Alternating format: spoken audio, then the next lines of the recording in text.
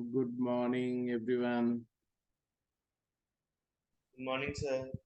Morning बच्चे बैठिए। Sir. आज तो तुम लोग को जल्दी मॉर्निंग उठा सर। दिया मैंने। वैसे मैक्सिमम आप लोग अर्ली राइजर ही हो।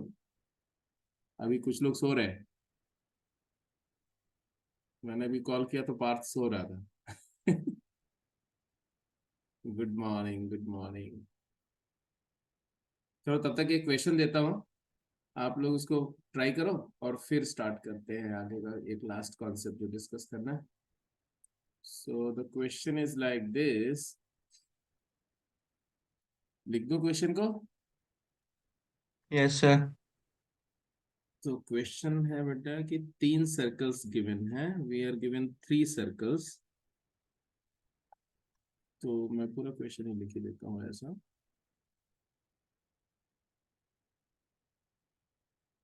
Given three circles, concentric circles है। Three concentric circles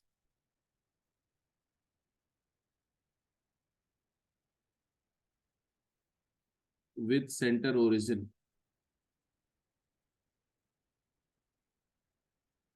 with 0, 0 as center and radii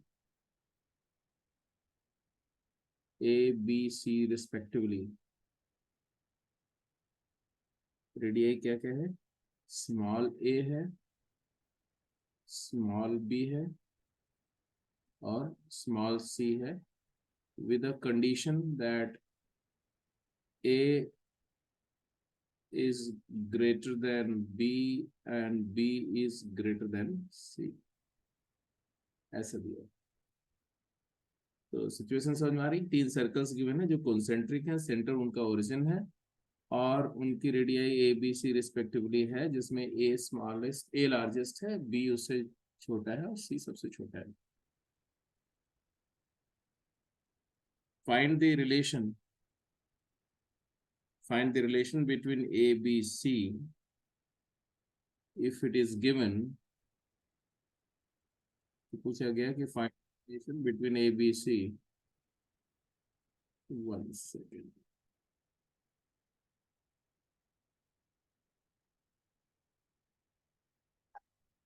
देखो जी, मिस्टर पार्थ ज्वाइन कर रहे हैं अभी।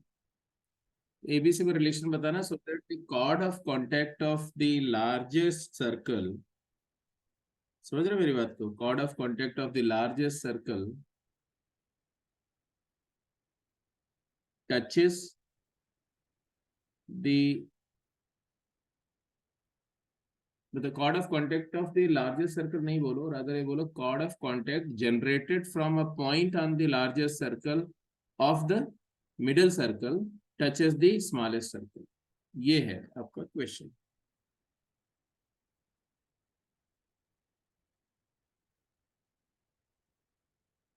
One second.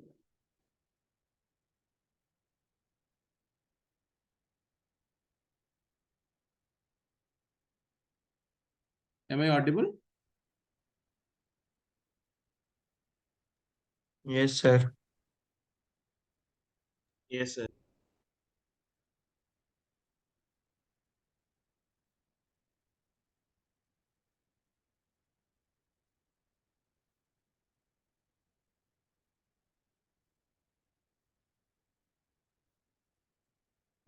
ठीक है।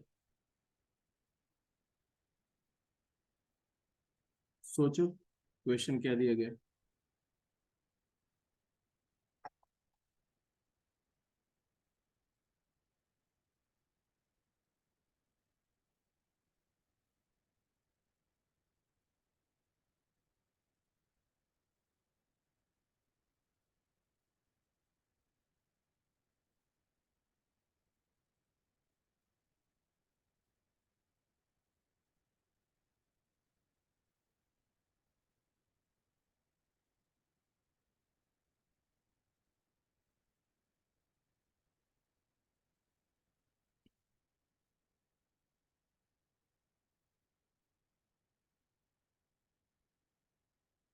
मतलब क्वेश्चन जो दिया गया वो डायग्रामेटिकली अगर सोचा जाए तो कुछ इस तरह की सिचुएशन बोली जा रही है कि अपने को 3 सर्कल गिवन है, तो लो जी, एक सर्कल ऐसे दिया हुआ, ऐसे छोटे सर्कल मान लो ऐसे, और एक सर्कल ऐसा दिया हुआ मान लो।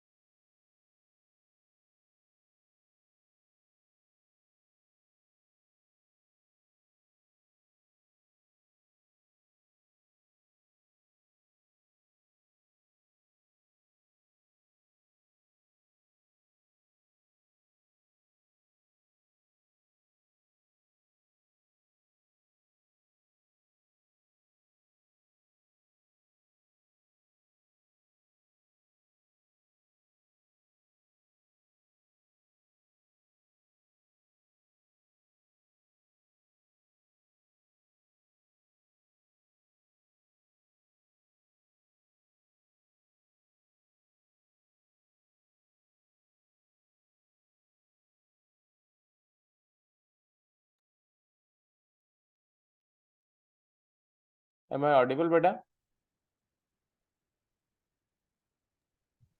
Yes, Yes, sir. sir.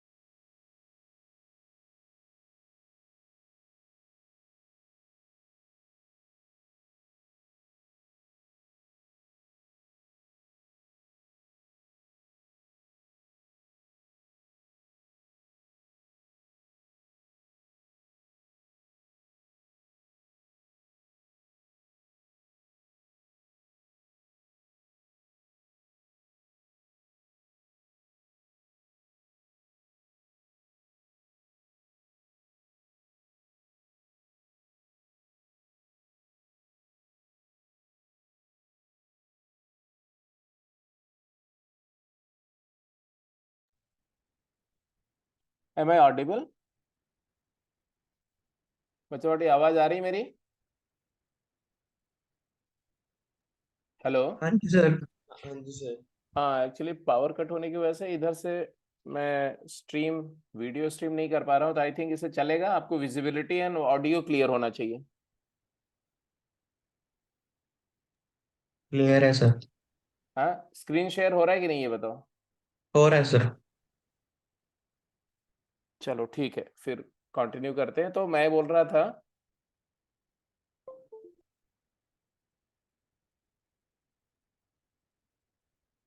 Hello hello.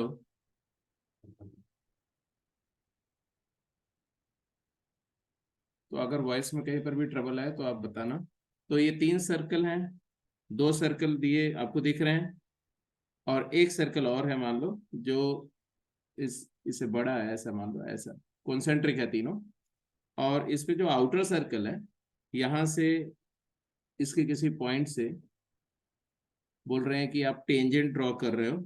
तो 2 टेंजेंट हमने ड्रॉ कर दी, ऐसा। और फिर ये टेंजेंट्स का जो कांटेक्ट पॉइंट है, उससे आपने क्या ड्रॉ किया, कॉर्ड ड्रॉ करी। और बोल रहे हैं वो कॉर्ड जो है वो टच कर रही है, किसको टच कर रही है, अंदर वाले सर्कल को टच कर रही है, ऐसा मान लो, ऐसा ऐसा। तो इसकी कंडीशन क्या होगी। मीन्स अगर मैं बोलूं कि आउटर सर्कल जो तुम्हारा है, इसका इक्वेशन है x² + y² = a² है, क्योंकि उसका सेंटर जो है 0 0 रेडियस a है। और जो इनर सर्कल है, मिडल सर्कल, इसका इक्वेशन क्या है जी, इसका इक्वेशन है x² + x y² square plus y square is equal to b square. b² दिया हुआ है। और जो इनर मोस्ट सर्कल है उसका इक्वेशन दिया हुआ है x² + y² = c²। ये जो दिया हुआ है वो दिया हुआ है x² + y² = c²। तो ए बी सी में क्या रिलेशन होगा ये आपको बताना है।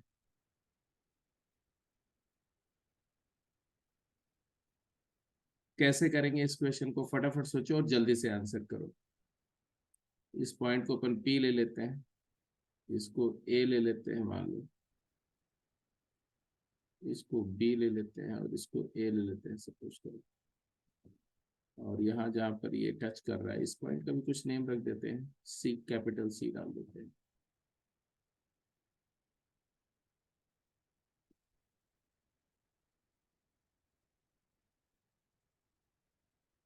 What shall be the relation between A and B and C. बोलो तो ऑप्शन भी लिख देता हूं मैं। ऑप्शन ये है c² = ab। ऑप्शन बी है b² = 2ac। ऑप्शन सी है b² = ac। And option D है नन ऑफ दिस।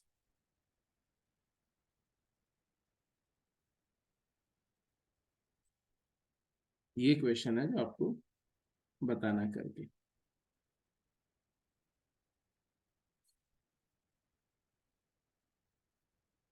तो बेसिकली कैसे करेंगे ये बताओ, क्या अप्रोच होनी चाहिए।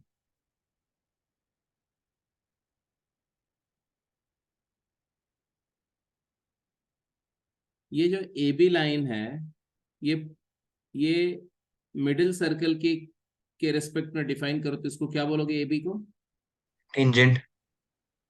मिडिल सर्कल की टेंजेंट है। और कुछ बोल सकते हैं उसको, मिडिल सर्कल की टेंजेंट थोड़ी है यार, ये तो कॉर्ड ऑफ नहीं स्मॉलेस्ट। Sir, contact. कॉर्ड है, कॉर्ड है, इनर मोस्ट सर्कल की टेंजेंट है तो मिडिल मिडिल हाँ, की कॉर्ड है। तो मिडिल की कॉर्ड मतलब कॉर्ड ऑफ कांटेक्ट है। Chord of contact. Chord of contact किसका, chord of contact of x² + y² = b², है ना, जनरेटेड फ्रॉम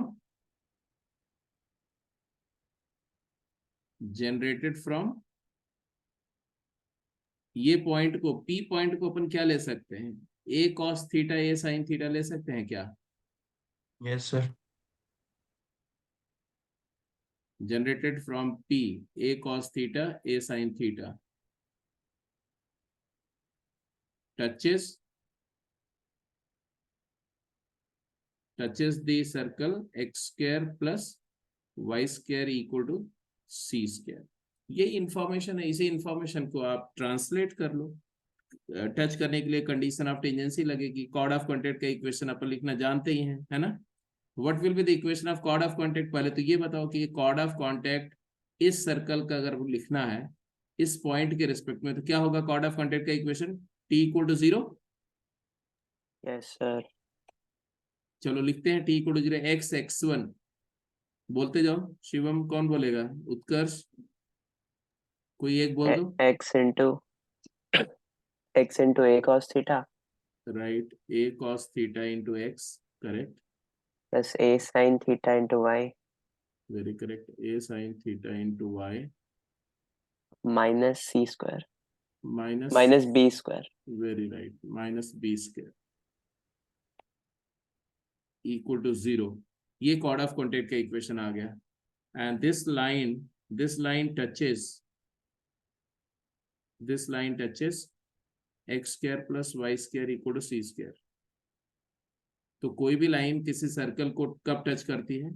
जब उस लाइन पर सर्कल के सेंटर से perpendicular distance radius of circle के इक्वल होती है।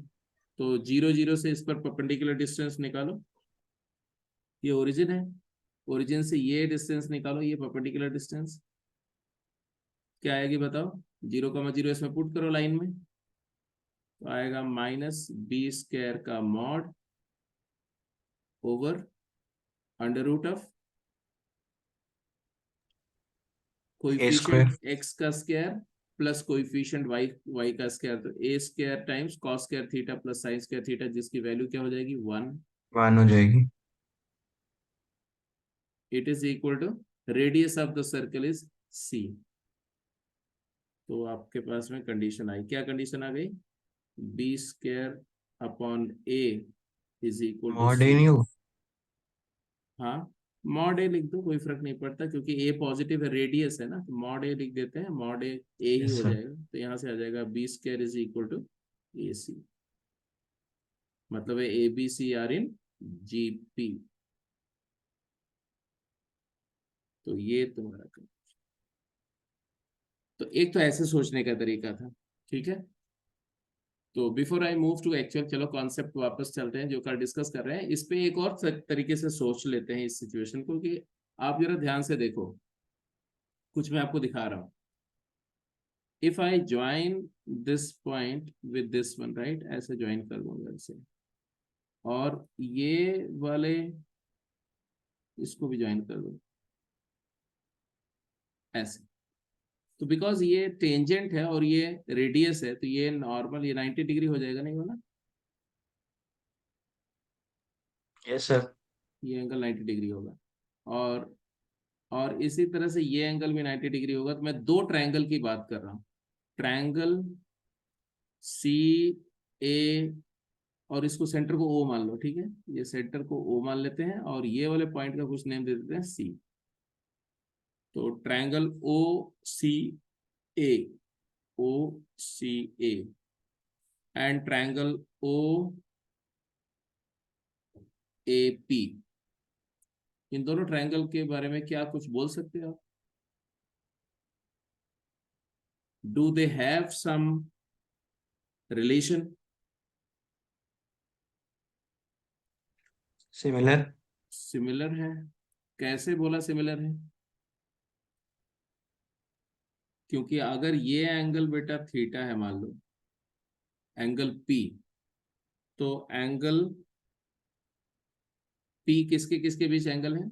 एंगल पी ओपी और एपी के बीच एंगल है। एपी के परपेंडिकुलर है कौन सा?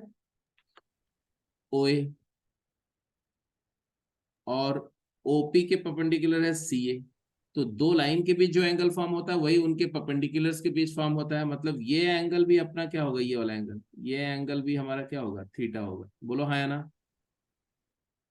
क्योंकि अगर ये एंगल थीटा है तो ये वाला एंगल एट ओ क्या होगा? 90 माइनस थीटा होगा, और 90 माइनस थीटा है, और ये एंगल 90 है, तो ये वाला एंगल भी क्या है? थीटा है। तो हमने बोला because angle O P A is equal to angle OAC is equal to theta, और दोनों ट्रायंगल का एक एक एंगल 90 है, तो तीसरा एंगल भी इक्वल हो गया, तो ये सिमिलर हो गया। और सिमिलर होने का मतलब क्या होता है? कॉरेस्पॉन्डिंग साइड्स का रेशियो सेम होगा। सेम होता है।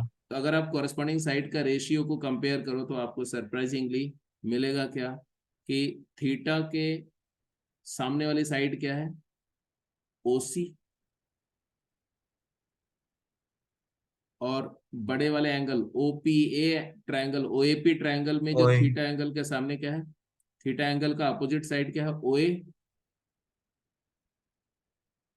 एक बार मैंने OCA ट्रायंगल देख रहा हूँ, एक बार OAP ट्रायंगल देख रहा हूँ, दोनों ट्रायंगल में एंगल थीटा का अपोजिट जो ऑल्टीट्यूड है उसका रेशियो लिया मैंने, इट इज इक्वल टू क्या होगा? और क्या लिखा? हाइपोटेन्यूज का रेशियो देखो, तो हाइपोटेन्यूज का रेशियो जो है वो,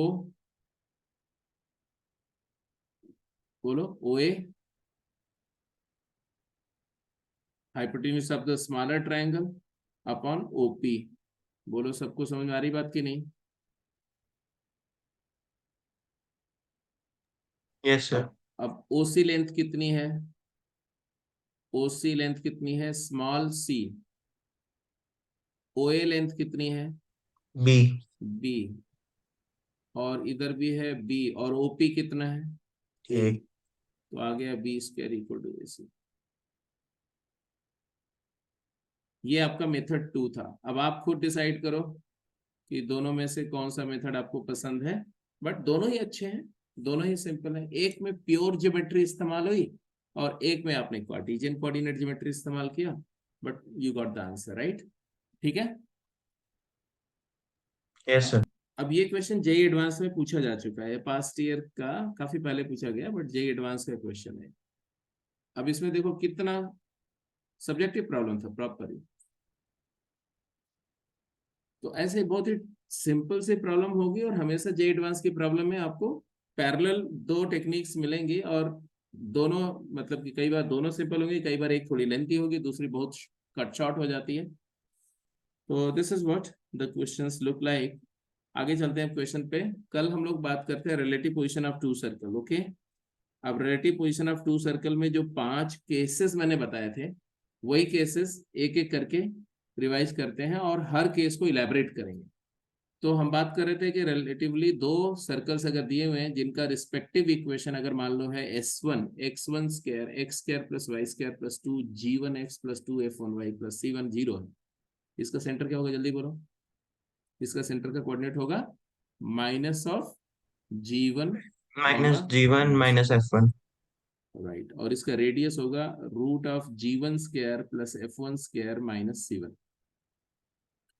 एग्जैक्टली इसी तरह से एक और सर्कल मैंने दिया आपको, x2 x square plus y square plus 2 g2 x plus 2 f2 y plus c2 0। इसका सेंटर होगा माइनस g2 कॉमा f2, और रेडियस होगा minus root of g2 square plus f2 square minus c2।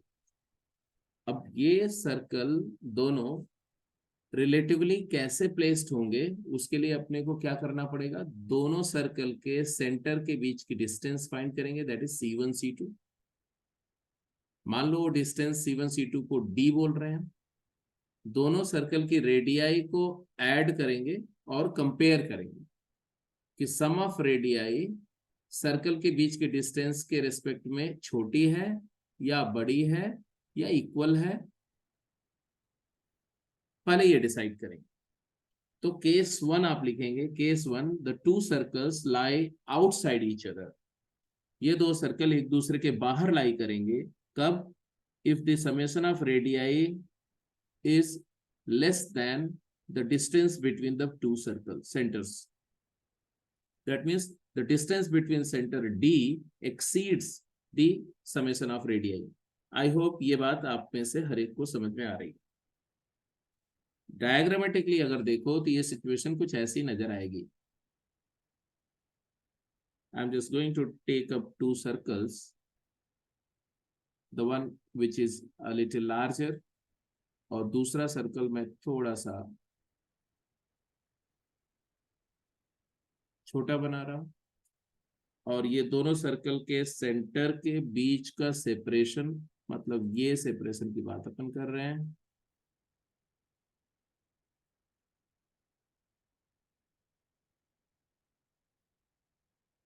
और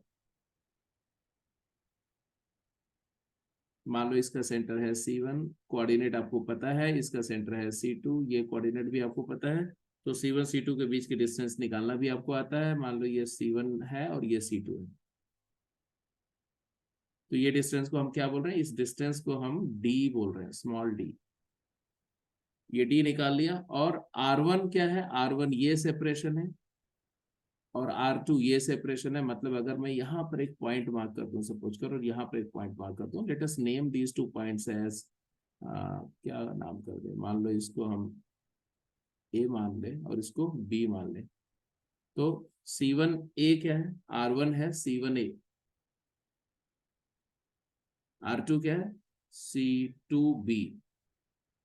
तो C1A और C2B का सम जो है वो R1 प्लस R2 है, जो कि D से क्या है, D से छोटा है, क्योंकि D यहां से लेके यहां तक की टोटल डिस्टेंस।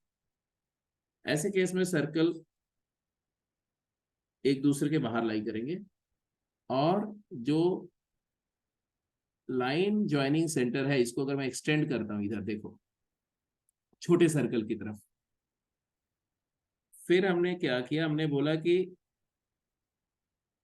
इस पेयर ऑफ सर्कल की दो टेंजेंट होगी जो पैरेलल, जो एक्सटर्नली टच करेगी। जैसे कि मान लो यहां से एक टेंजेंट ऐसे होगी ना, ऐसे वाली, ऐसे वाली टेंजेंट, ऐसे एक टेंजेंट यहां से होगी, और जो अंदर एक्सटर्नली दोनों को टच करती हुई और आगे जाकर के यहाँ मीट करेगी। ये दोनों टेंजेंट इसी लाइन जॉइनिंग सेंटर पे मीट करेंगे। तो मैं दोनों टेंजेंट को ड्रॉ कर रहा हूँ, ठीक है। तो एक टेंजेंट बाहर वाली और एक टेंजेंट उसी की रिफ्लेक्शन इधर below the line joining centre होगी। तो मैंने बोला कि लेट्स सी कि this is one tangent line which touches both the circle and meets the line joining center here. And similarly, from this point, there can be another tangent line which touches both the circles and goes like this. तो मान लो कि ये दोनों, ये थोड़ा सा ये जो वाला सर्कल है ना, ये इस सर्कल को थोड़ा अच्छे से ड्रॉ करना पड़ेगा।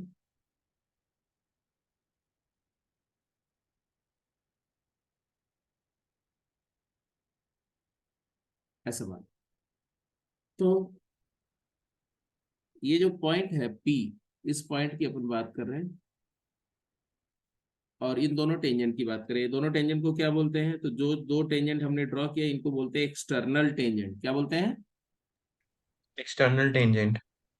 एक्सटर्नल टेंजेंट या डायरेक्ट कॉमन टेंजेंट। आप लिखते जाओ साथ के साथ में, उसको ड्रॉ करते जाओ और उसका नेम भी करते जाओ, डायरेक्ट कॉमन टेंजेंट। तो there are two direct common tangent, two DCTs। तो यहां मैं लिखते जा रहा हूं, there are two DCTs, two direct common tangents. मतलब चार टेंजेंट होंगी जिसमें से दो कॉमन टेंजेंट को DCT बोलते हैं, direct common tangent, DCTs name कर दिया इसको। आगे से हम लोग शॉर्ट फॉर्म में इसको एब्रिविएट करके DCT बोलेंगे। Two DCT, point of intersection of DCT, POI of DCTs lie on line joining centers, line C1 C2। तो दोनों direct tangent C1 C2 line पर ही इंटरसेक्ट करती हैं यहां पर। इसी तरह से दो ट्रांसवर्स टेंजेंट भी होंगे,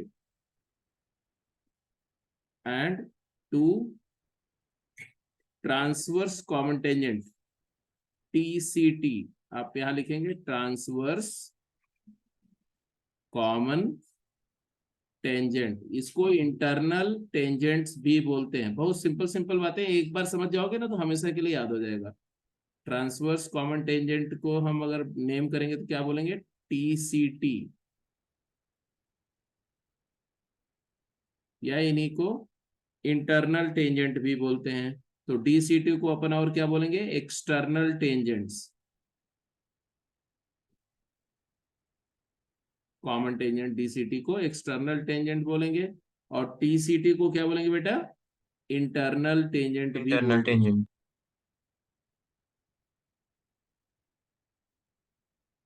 कितनी DCT होंगी? दो। कौन कौन सी हैं? अगर मैं यहाँ नेम करूं तो वो जो दो DCTs हैं उनको हम नेम भी कर सकते हैं।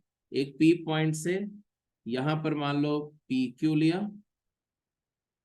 ये है PR, ये है PS, और ये पॉइंट है T। नेम कर दो, इसमें कोई प्रॉब्लम नहीं है। दो DCT। TCT कहाँ होगी? ट्रांसवर्स टेंजेंट जो है अंदर से होगी, जैसे कि इधर से एक टेंजेंट देखो ऐसे क्रॉस करेगी, है ना, ऐसे। तो यस सर। हमने बोला कि एक टेंजेंट, लेटर सपोज एक टेंजेंट है जो इस तरह से टच करी है, ऐसे भी दोनों को। तो एग्जैक्टली एक टेंजेंट लाइन यहां से होगी जो इधर से जा रही होगी, और इस साइड में एक्सटेंड करके इसको टच करेगी, ऐसे भी। ऐसे दो TCTs भी होंगे। Point of intersection of transverse tangent जो है वो भी इसी लाइन C1 C2 पर लाई करता है। थोड़ा सा नेमिंग ऐसा करो कि इसको PQR नहीं करते हैं, क्योंकि मैं थोड़ा सा ऐसे यूज करूंगा। देखो, ये C1 है, ये C2 है, ये P है। इस पॉइंट को Q मानते हैं। चलो, point of intersection of transverse tangent को Q ले लेते हैं, ठीक है। और इसको हम A मानते हैं, मान लो इसको B मानते हैं, और इसको C ले लेते हैं, इसको, ये वाले पॉइंट को, और इसको D ले लेते हैं, ठीक है। That would be better. तो ये भी लिख दिया। POI, point of intersection of transverse tangent also lie on C1 C2, that is lies on C1 C2। अब एक इंटरेस्टिंग बात है, देखो, आपको प्रूफ करना है। P, ध्यान से, क्या मैं बोल रहा हूँ प्रूफ करने के लिए? मैं बोल रहा हूं ये जो P पॉइंट है, P divides C1 C2 externally in ratio R1:R2, and the point Q divides C1 C2 internally in ratio R1:R2। ये आपको प्रूफ करना है, जल्दी करिए। ये दो स्टेटमेंट आपको प्रूफ करने हैं कि जो एक्सटर्नल टेंजेंट का जो पॉइंट ऑफ इंटरसेक्शन है वो लाइन ज्वाइनिंग सेंटर्स को एक्सटर्नली डिवाइड कर रही है R1:R2 रेशियो में, where as the internal tangent का जो पॉइंट ऑफ इंटरसेक्शन है Q है, वो line joining centre C1 C2 को इंटरनली डिवाइड कर रहा है, और रेशियो वही है। एक्सटर्नल वाला एक्सटर्नली डिवाइड कर रहा है, इंटरनल वाला इंटरनली डिवाइड कर रहा है। और किस रेशियो में डिवाइड कर रहा है? जो दोनों सर्कल की रेडियस है उसी के रेशियो में डिवाइड कर रहा है। ये आपने प्रूफ करना है। पहले कैसे प्रूफ करोगे?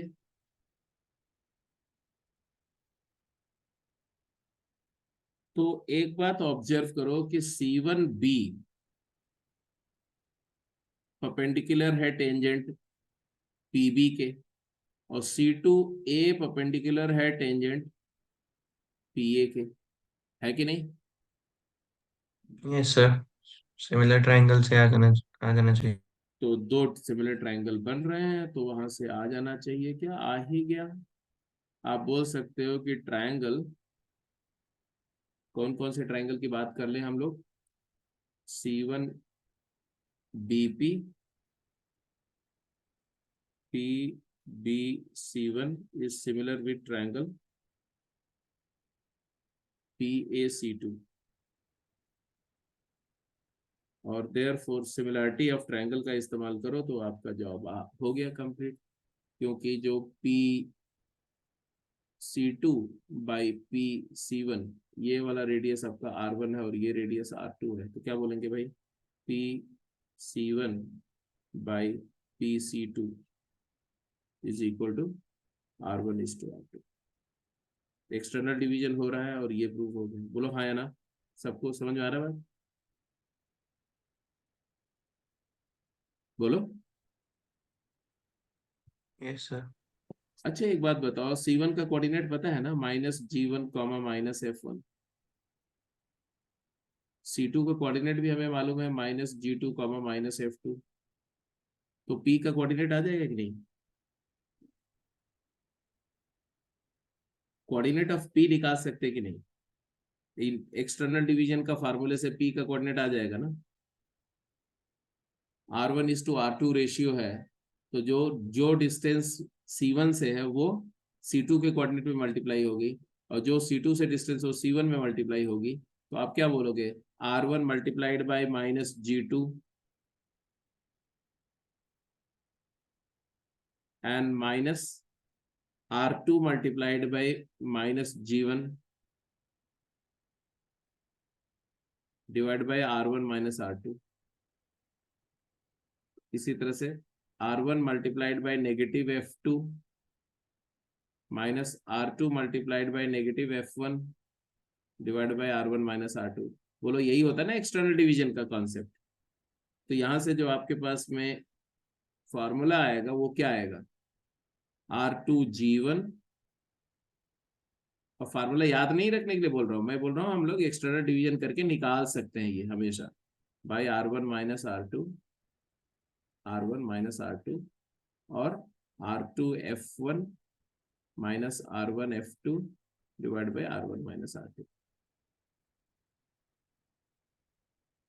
ऐसे करके आप, बिकॉज जब हमें पता चल गया कि C1 C2 को P पॉइंट एक्सटर्नली डिवाइड कर रहा है और रेशियो ऑफ रेडियाई में डिवाइड कर रहा है, तो हम एक्सटर्नल डिवीजन का फार्मूला हम जानते हैं, P पॉइंट का कोऑर्डिनेट आ गया, मतलब ये पॉइंट का कोऑर्डिनेट आ गया, अल्फा बीटा आ गया, मतलब मान लो, मतलब इसको अपन क्या बोल रहे हैं, अल्फा बोल रहे हैं, और इसको क्या बोल रहे हैं, बीटा बोल रहे हैं। ये लिख के मैंने दिखाया सिर्फ ये बताने के लिए कि हमें इस पॉइंट का कोऑर्डिनेट मिल गया। Do you agree? Yes sir. तो अल्फा बीटा का कोऑर्डिनेट मिल गया। ऐसे क्यू के बारे में क्या करें, क्यू पॉइंट में, क्यू पॉइंट वाला भी प्रूफ हो गया। क्यू इंटरनली डिवाइड करें, ये प्रूफ करने का क्या तरीका, देखो ध्यान से, यहां से अगर मैं ऐसे एक परपेंडिकुलर ड्रॉप कर दूं, और ये जो पॉइंट ऑफ कांटेक्ट है यहां से भी मैं ऐसे परपेंडिकुलर ड्रॉप कर दूं टेंजेंट पर, ये एंगल 90 है और ये एंगल भी 90 है। ये दोनों ट्रायंगल, मान लो ये पॉइंट एस है और ये वाला कांटेक्ट पॉइंट टी है, तो जरा बताओ कि triangle P, naught P, Q S C two, Q S C two is similar to triangle Q T C one. Is that okay? Yes sir. Vertically opposite angle equal yes है, sir. 90 90 है, ये भी similar है। अगर ये similar है तो यहाँ पर भी तो वही बात हो जाएगी, बोलो कि दोनों राइट एंगल ट्राइंगल के हाइपोटेन्यूज का ratio QC1 upon QC2 is equal to R1/R2, C1T upon C2T, C2S, that is equal to R1/R2। तो यहां से ये पता चल गया कि क्यू पॉइंट जो है, ये वाला पॉइंट, ये पॉइंट लाइन ज्वाइनिंग सेंटर्स को किस रेशियो में डिवाइड कर रहा है, R1:R2 में डिवाइड कर रहा है, बट इंटरनली डिवाइड कर रहा है। और इंटरनली डिवाइड कर रहा है तो क्यू का कोऑर्डिनेट भी लिख सकते हैं आप। क्यू का कोऑर्डिनेट आप लिखेंगे, क्या लिखेंगे बोलो, इंटरनल डिवीजन का फॉर्मूला लगा के जरा क्यू का कोऑर्डिनेट लिख के बताओ बेटा। एक बार अपने प्रैक्टिस के लिए लिख दो, देखिए आप क्या लिखते हैं। तो आप लिखेंगे R1 multiplied by R1 into -G1 G2 plus R2 into -G1 -G1 by R1 plus R2 R1 plus R2 comma, y coordinate लिखेंगे तो आएगा R1 इंटू R1 negative F2। F1 F2 plus R2 into negative F1 by R1 plus R2। That's it. तो हम, हमारे पास में Q point का coordinate है, अपने पास में P पॉइंट का कोऑर्डिनेट है, अपने को Q और पॉइंट मिल गया, हम ये मान के चल रहे हैं ये पॉइंट हमें मिल गया और ये पॉइंट का कोऑर्डिनेट मिल गया। क्यों मैं ये कोऑर्डिनेट फाइंड कर रहा हूँ, क्योंकि ये क्वेश्चन में डायरेक्टली पूछा जा सकता है। दूसरा इसका पर्पस है कि हमें ये जो चार टेंजेंट्स है ना, दो डायरेक्ट कॉमन टेंजेंट है और दो दो ट्रांसवर्स कॉमन टेंजेंट है, दो एक्सटर्नल और दो इंटरनल टेंजेंट है। अपने को उसका इक्वेशन लिखना है। तो इक्वेशन लिखने के लिए हमें क्या क्या चाहिए होता? पॉइंट चाहिए होता, स्लोप चाहिए होती, है ना। तो पॉइंट हमें मिल गया, अल्फा बीटा मिल गया, और अपने को गामा डेल्टा मिल गया। ये एक्स कोऑर्डिनेट ऑफ पी जो है उसको गामा बोल दो, और Y coordinate of X coordinate of Q, और वाई कोऑर्डिनेट ऑफ क्यू जो निकाला उसको डेल्टा बोल दो। तो हमें ये वाला पॉइंट गामा कॉमा डेल्टा भी मिल गया। तो now we have P point alpha beta, and now we know the point Q gamma delta. अब टेंजेंट का इक्वेशन कैसे लिखेंगे? तो हम क्या कर सकते हैं, हम कोई भी लाइन का इक्वेशन लिख सकते हैं इस पॉइंट से, पी पॉइंट से कोई भी लाइन मान लेते हैं। मान लो उसका स्लोप m है। तो अगर मुझे डीसीटी लिखना है, डीसीटी, तो मैं लिखूंगा उसका इक्वेशन होगा y minus beta is equal to m times x minus alpha. हमने अज्यूम किया कि उसका स्लोप m है, मतलब हमने alpha beta point that is P point से m स्लोप की एक लाइन ले ली।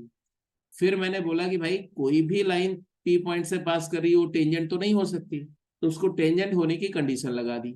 अप्लाई कंडीशन ऑफ टेंजेंसी, कि ये दोनों में से किसी एक सर्कल को टच कर रही है। अब एक को टच करेगी तो दूसरे को भी टच करेगी, क्योंकि हम ऑलरेडी प्रूव कर चुके हैं कि दोनों टचिंग सर्कल है, कंडीशन ही ऐसी है। तो हमने कंडीशन ऑफ टेंजेंसी लगा दी, मतलब C2 से इस लाइन की परपेंडिकुलर डिस्टेंस रेडियस के इक्वल है। मतलब हम कंडीशन लगा देंगे C2A is equal to R2, और इस कंडीशन से हमें स्लोप की दो वैल्यू मिल जाएगी, get two value of slope. और एक स्लोप ये इधर वाली टेंजेंट हो जाएगी, और एक ये वाली टेंजेंट का स्लोप हो जाएगा। और यही चीज हम इंटरनल टेंजेंट के लिए भी कर सकते हैं। तो इस पूरे डिस्कशन में क्या क्या सीखा, before we move and take a question, क्या क्या सीखा? कि दो सर्कल एक दूसरे के बाहर कब लाई करेंगे? जब उनके सेंटर के बीच की डिस्टेंस d उनकी रेडियाई के सम से बड़ी होगी। Under such circumstances there will be two direct common tangent and two transverse tangent. Direct tangent और ट्रांसवर्स टेंजेंट दोनों के point of intersections C1 C2 line पर ही इंटरनली एंड एक्सटर्नली लाई करेंगे। जो एक्सटर्नल या डायरेक्ट टेंजेंट है उसका point of intersection P C1 C2 line segment को एक्सटर्नली R1:R2 रेशियो में डिवाइड करेगा।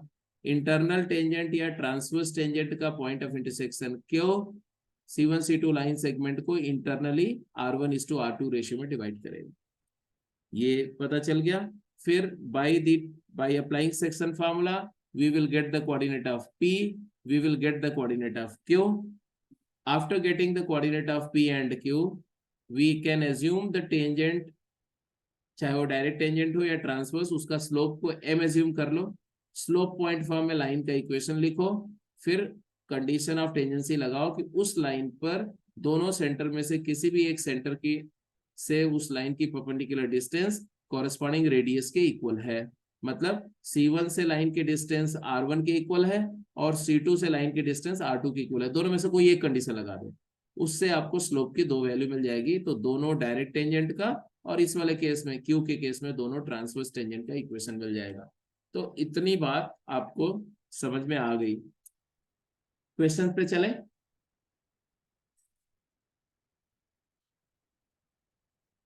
अगर आप नोट करना चाहते हो इस बात को, सारा बात समझ में आ गया, आप नोट कर चुके हैं? कहना है स्किप द स्लाइड। हाँ, आराम से नोट कर लो। फिर से कुछ पूछना मैं दोबारा रिवाइज कर दूंगा, फिर क्वेश्चंस करते हैं। जल्दी से नोट करो।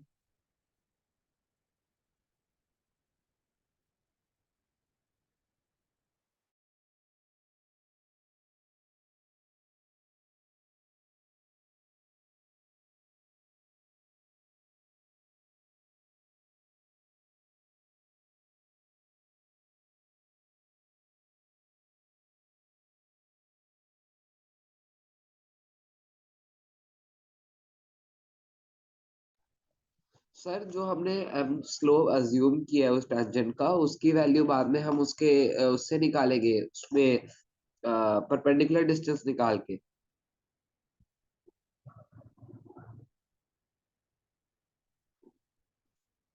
हाँ, क्या बोला? सर मैं पूछ रहा हूँ कि जो टेंजेंट्स पहले हमने दोनों स्लोप अज्यूम किया है m एक टेंजेंट का, तो वो जो m की वैल्यू होगी वो हम परपेंडिकुलर डिस्टेंस निकाल कर करेंगे। हाँ, जैसे मैंने बोला कि अगर हम डायरेक्ट कॉमन टेंजेंट की बात कर रहे हैं ना, मान लो हम एक्सटर्नल टेंजेंट्स की बात कर रहे हैं, ठीक है। Yes external sir. टेंजेंट मतलब कहाँ से ड्रॉ हो रही हो? पी से। Yes sir. तो उसका इक्वेशन क्या होगा? तो हमने बोला पॉइंट पी का कोऑर्डिनेट अल्फा बीटा है, तो अल्फा बीटा से एम स्लोप की लाइन एज्यूम करके हमने ये ड्रॉ कर दिया। अब ओके बात सर। बात ये है कि ये जो हमने इक्वेशन लिखा, ये सिर्फ यही है ना कि एम स्लोप की कोई लाइन है जो अल्फा बीटा से पास कर रही है, बट ऐसा तो यस। है नहीं। ऐसा तो है नहीं कि हर एक लाइन अल्फा बीटा से जो पास कर रही है वो टेंजेंट ही होगी। Yes sir. इसका मतलब ये लाइन एक्सटर्नल टेंजेंट का इक्वेशन का फॉर्म ऐसा ही होगा, लेकिन उसका स्लोप हमें डिसाइड करना पड़ेगा कि जिस स्लोप के लिए टच करने लगे। तो उसके लिए हमने बोला कि कंडीशन ऑफ टेंजेंसी लगाओ कि C2 से इस लाइन की ये वाली डिस्टेंस रेडियस R2 के इक्वल है, या C1 से ये डिस्टेंस R1 के इक्वल है। तो या तो C2A is equal to R2 लिख दो, या C1A is equal to R1 लिख दो। तो भाई ओ C1 का मतलब सेंटर का कोऑर्डिनेट पता ही है, और लाइन का इक्वेशन ये वाला अज्यूम किया, perpendicular distance from centre to the line equal to radius कर दो। वहां से मॉड को सॉल्व करोगे जब आप, तो आपको स्लोप की दो वैल्यू आएगी। एक स्लोप इसका आ जाएगा m1, और एक स्लोप आ जाएगा m2, और वो m1 m2 को इसी इक्वेशन में डाल देंगे तो दोनों डायरेक्ट टेंजेंट का इक्वेशन आ जाएगा। यही बात हम गामा डेल्टा से इंटरनल टेंजेंट के केस में हम इक्वेशन ऐसे लेंगे, y minus delta is equal to m times x minus gamma, क्योंकि ये वाला पॉइंट तो गामा डेल्टा है। और फिर वही condition C1t is equal to R1 apply करेंगे, get the two value of slope. अभी क्वेश्चन करेंगे तो और क्लियर हो जाएगा, अभी तो ओके हम सर। सिर्फ कॉन्सेप्ट की बात करें। तो मान लो एक m1 डैश आ गया और एक m2 डैश आ गया, तो ऑब्वियसली ये लाइन का इक्वेशन, इसी में ये स्लोप का वैल्यू पुट कर देंगे तो दोनों इंटरनल टेंजेंट भी मिल जाएगी। तो हम लोग इंटरनल टेंजेंट का इक्वेशन निकाल सकते हैं, एक्सटर्नल टेंजेंट का निकाल सकते हैं, पी निकाल सकते हैं, क्यू निकाल सकते हैं, एटसेट्रा एटसेट्रा।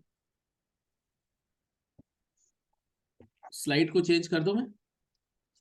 Yes sir.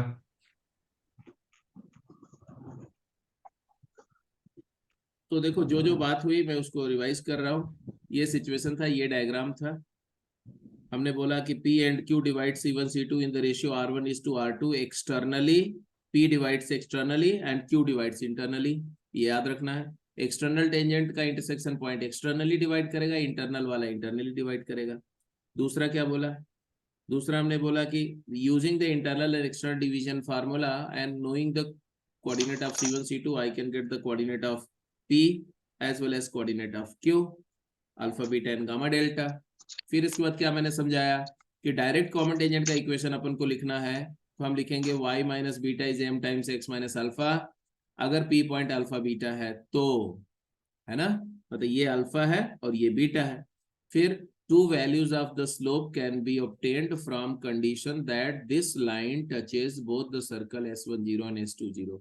अब यहाँ याद रखने की बात है, बोथ द सर्कल मैं लिख रहा हूँ क्योंकि वो सच्चाई है, लेकिन अप्लाई करेंगे जब कंडीशन ऑफ टेंजेंसी, तो किसी भी एक सर्कल के लिए टेंजेंसी की कंडीशन लगाएंगे, वहां से स्लोप आ जाएगा। दूसरा वाला कंडीशन अपने आप मीट होगा, क्योंकि ये पूरा अगर P पॉइंट यहाँ है और एक्सटर्नल डिवीजन से हमने कोऑर्डिनेट निकाला है, तो ऑब्वियसली कोई लाइन जो फर्स्ट की टेंजेंट होगी वो दूसरे की भी टेंजेंट होगी। इसी तरह से we can get the equation of TCT as well. बात समझ में आ गई? TCT का इक्वेशन भी सबको समझ में आ गया कैसे आएगा? वही y minus gamma is equal to y minus delta is equal to m times x minus gamma. ये गामा है और ये डेल्टा है। तो अब इसके बाद में फिर वही condition of tangency, apply condition of tangency, perpendicular distance from minus G1 comma minus F1 to above line is equal to R1, और यहाँ से m की दो वैल्यू मिलेगी, यहाँ से m की वैल्यू मिलेगी m1 and m2, and therefore y minus delta is equal to m1 times x minus gamma, एक इक्वेशन मिल जाएगा, और y minus delta is equal to m2 times x minus gamma, दूसरा equation आ जाएगा। तो ये दो TCT का इक्वेशन आ जाएगा, टू एक्सटर्नल की बजाय इंटरनल टेंजेंट का इक्वेशन आ जाएगा। अब इससे ज्यादा क्लैरिटी से क्या बताया जाए, क्वेश्चंस पे चले। Yes sir. तो क्वेश्चन सिंपल है, देखो आपको ये सॉल्व करना है। बोल रहे हैं find the range of R so that the circle first and circle second lie outside of each other. R की क्या रेंज होगी सो दैट ये दोनों सर्कल एक दूसरे के बाहर लाई करते हो। तो आपने क्या ऑब्जर्व करना है, condition that to circles lie outside each other. तो ये चीज फटाफट बताइए जी। पहले का सेंटर का क्या है, C1 क्या है बोलो, 1,3, और उसकी रेडियस R1 क्या है, R, और दूसरा सेंटर C2 क्या है बोलो, 4 कॉमा -1 -1, और उसका सेंटर रेडियस R2 क्या है, 3, 3। और सेंटर के बीच की डिस्टेंस D क्या आया हमारा, D आ गया C1 C2 डिस्टेंस फॉर्मूले से निकाल लो बेटा, क्या आई, 9 + 16 आ रहा है ना, 5। तो हमारी कंडीशन आनी चाहिए D is greater than C1 C2। तो 5 has to be greater than C1 C2, क्या आएगा, सॉरी 5 D हो गया, और R1 + R2, D = C1 C2, D is greater than R1 + R2 लिखना है ना। तो 5 इज ग्रेटर देन R1 क्या था, R, और R2 क्या था, 3। क्या आंसर आया बोलो,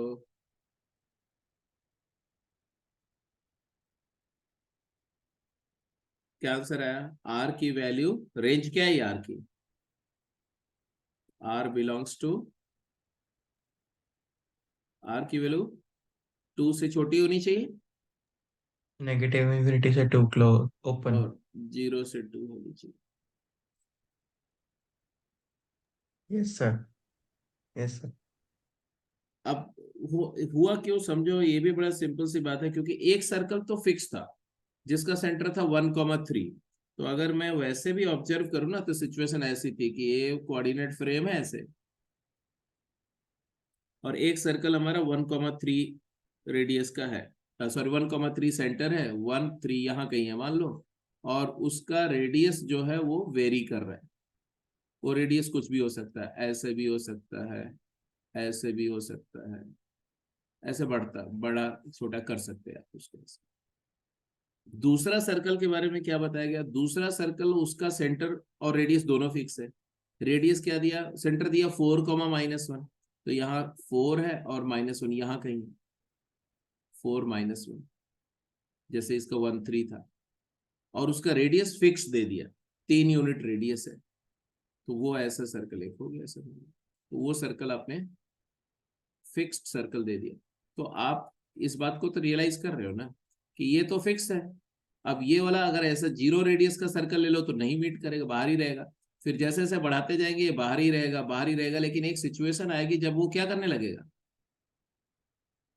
जब इसको टच कर जाएगा यहाँ पर, और उसके बाद इंटरसेक्ट करने लगेगा। तो वो मैक्सिमम पोजीशन देखनी, टच करने वाली पोजीशन कब होगी बोलो, टच कब करेगा, जब दोनों सेंटर के बीच की डिस्टेंस क्या होगी, रेडियस के सम के इक्वल हो R1 जाएगी। + R2 5 के हाँ, इक्वल हो तो जाएगी। R1 + R जो है, मतलब R1 + R2 5 के इक्वल हो गया, मतलब R1 को मान लो R है और R2 3 है, और ये इक्वल टू क्या हो गया 5। जब R की वैल्यू 2 हो जाएगी तब टच कर जाएगा। तो ये जब 2 हो गया और ये वाला 3 हो गया, 3 + 2 5 हो गया, तो 2 पे टच करेगा, और 2 से पहले क्या रहेगा, वो बाहर लाई करेंगे। तो 0 से 2 के बीच में रहेगा तो बाहर लाई करेंगे। समझ में आ गया? ज्योमेट्रिकली दिमाग में क्लियर हो गई पिक्चर?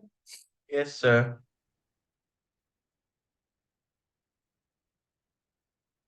अच्छा जी, अगला पॉइंट ये है कि जैसे आपको इक्वेशन ले रहा हूं मैं कि find the equation of common tangent and their length as well as angle between them. तो इस क्वेश्चन में मैंने बोला कि find the equation of common tangent, वो तो आप निकाल लेंगे, निकालो। बाकी बातों पर डिस्कस करते हैं। पहले इस क्वेश्चन का कॉमन टेंजेंट का इक्वेशन निकालो। जो भी जितनी भी कॉमन टेंजेंट आपको मिलती है उनका इक्वेशन निकालो। ये 2 सर्कल दिए हुए हैं आपको। तो सेंटर का कोऑर्डिनेट निकालो। दोनों का सेंटर बोलते जाओ फटाफट जल्दी से। पहले का सेंटर 2, 2,2 और रेडियस 2,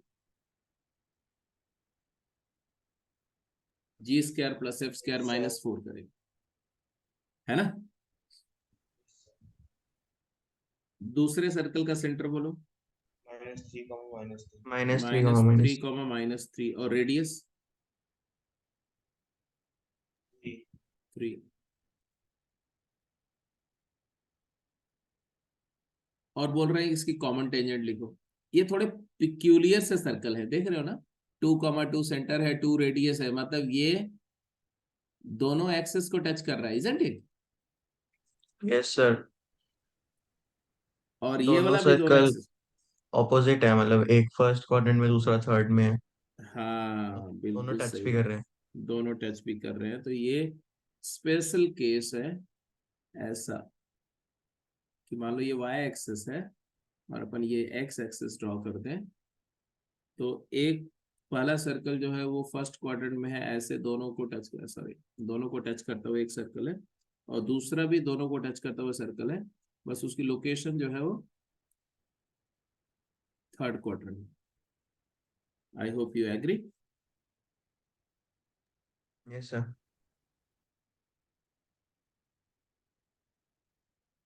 थोड़ा सा इसको बड़ा बना दो। एक सर का तो दो रेडियस, इक्वेशन तो आई गई कॉमन टेंजेंट की। तो कॉमन टेंजेंट की इक्वेशन बिना सॉल्व किए हुए आ गई है ना? Yes sir. तो कई बार ऐसा होगा। कौन सी? सारी कॉमन टेंजेंट की नहीं आई है, डायरेक्ट कॉमन टेंजेंट की आई है जो बिना सॉल्व किए यस मिल रही है आपको। ट्रांसवर्स टेंजेंट की तो अपन को निकालनी ही पड़ेगी ना, तो ट्रांसवर्स की निकालो। एक बिना सॉल्व किए आ गई तो एक को सॉल्व कर लो। ट्रांसवर्स टेंजेंट का इक्वेशन निकालना है तो ट्रांसवर्स टेंजेंट दोनों के सेंटर को ज्वाइन करने वाली लाइन पर ही उसका पॉइंट ऑफ इंटरसेक्शन लाई करेगा, ये तो कब पक्का है। तो सेंटर को ज्वाइन करने वाली लाइन क्या है? y इक्वल x है। तो ट्रांसवर्स टेंजेंट का जो पॉइंट ऑफ इंटरसेक्शन होगा वो क्या होगा, और डायरेक्ट का क्या होगा? ट्रांसवर्स का इंटरसेक्शन पॉइंट तो ओरिजिन ही होगा, ये दोनों ट्रांसवर्स टेंजेंट है। डीसीटी का पॉइंट ऑफ इंटरसेक्शन जो होगा वो इसी लाइन पर आगे जाकर के कहीं लाई करेगा, वो निकाल के बताओ जल्दी से, फिर वहां से इक्वेशन आ जाएगा डीसीटी का।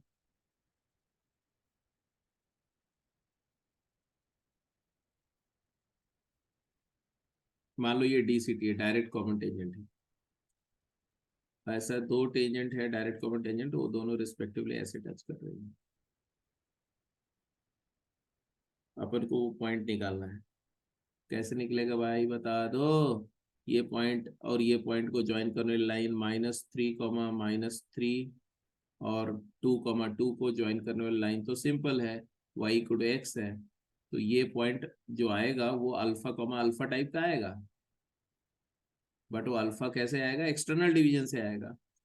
रेशियो ऑफ डिवीजन क्या होगा? रेशियो क्या? 3:2।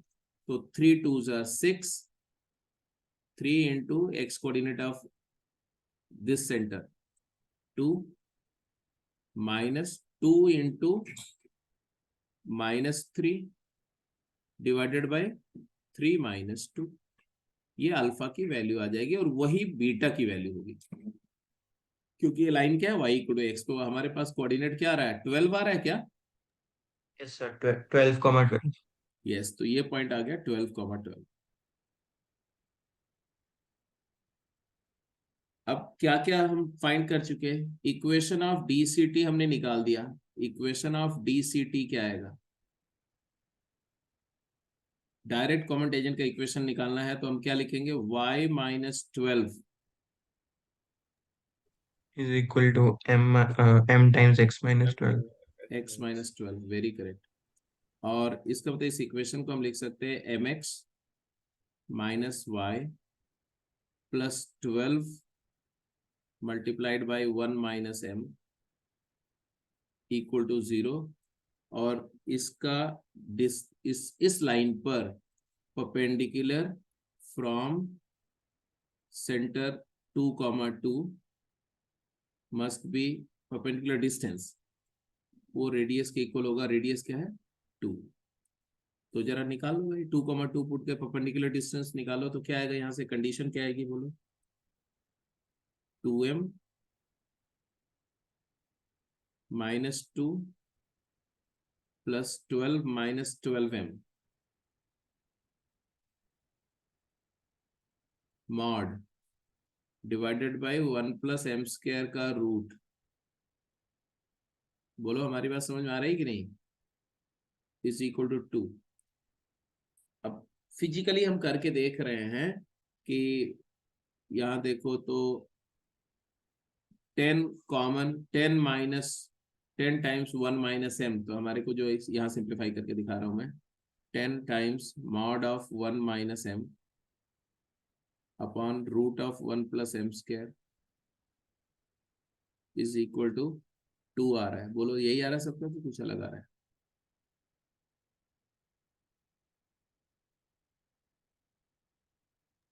यही आएगा। यहाँ से हमारे को मिल जाएगा कि 5 का square 25 into 1 plus m square minus 2m is equal to 1 plus m square. तो 24m square minus 50m and plus 24 is equal to 0। इस क्वाड्रेटिक से अपने को इसका d पॉजिटिव है तो 2 स्लोप मिलेगी। Get the 2 slope. और स्लोप आ गया तो इक्वेशन आपका इसी में पुट करोगे तो इक्वेशन आ जाएगा। मतलब प्रोसीजर समझ में आ गया? Yes. स्लोप तो हम 2 TCT और 2 TCT भी लिख सकते हैं।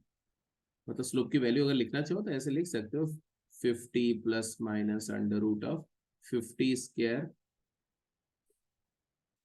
b square minus 4 into 25 24 square divided by 48।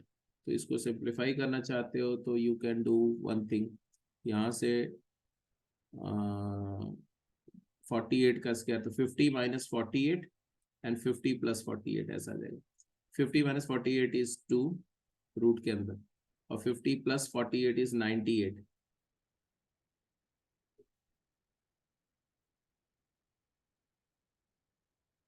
Divide by 48 कितना आएगा वैल्यू? 14 का स्क्वायर आएगा ये। तो 50 प्लस माइनस 14 डिवाइडेड बाई 48, ये स्लोप्स आ जाएंगे बेटा। तो एक आया 64/48 है ना? 64/48 का मतलब 4/3। एक आएगा 50 माइनस 14 कितना आ गया? 46 नहीं 36। 36/48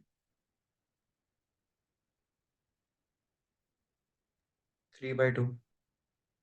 3/4. 3/4 आना चाहिए, होना भी चाहिए ना? याद आया कुछ? y इक्वल टू एक्स से इक्वल एंगल बनाती हुई 2 लाइन्स होंगी तो उनके स्लोप का प्रोडक्ट 1 होगा। याद आया कि Yes, नहीं? sir. तो एक Yes, sir. 3/4 आया तो एक 4/3 आया। तो हमें दोनों लाइन का इक्वेशन मिल गया कि y minus 12 is equal to 3/4 times x minus 12, एक इक्वेशन मिल जाएगा, और एक मिल जाएगा y minus 12 is equal to 4/3 times x minus 12, दूसरा इक्वेशन मिल जाएगा। और ट्रांसवर्स इक्वेशन ऑफ DCT क्या है बोलो, डायरेक्ट कॉमन टेंजेंट का इक्वेशन क्या आएगा, तो एक आएगा x equal to 0, that is y axis, ये एक आएगा y equal to 0, that is x axis, ये। और पॉइंट ऑफ इंटरसेक्शन Q का कोऑर्डिनेट क्या आ जाएगा, 0,0। कितनी बात सर ये समझ में आई? ट्रांसवर्स कॉमन टेंजेंट नहीं होंगे?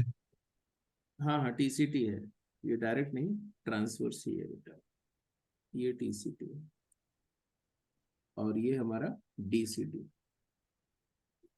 तो अभी तक जितना डिस्कशन हुआ वो समझ में आ गया कि कैसे इसको इस्तेमाल करेंगे।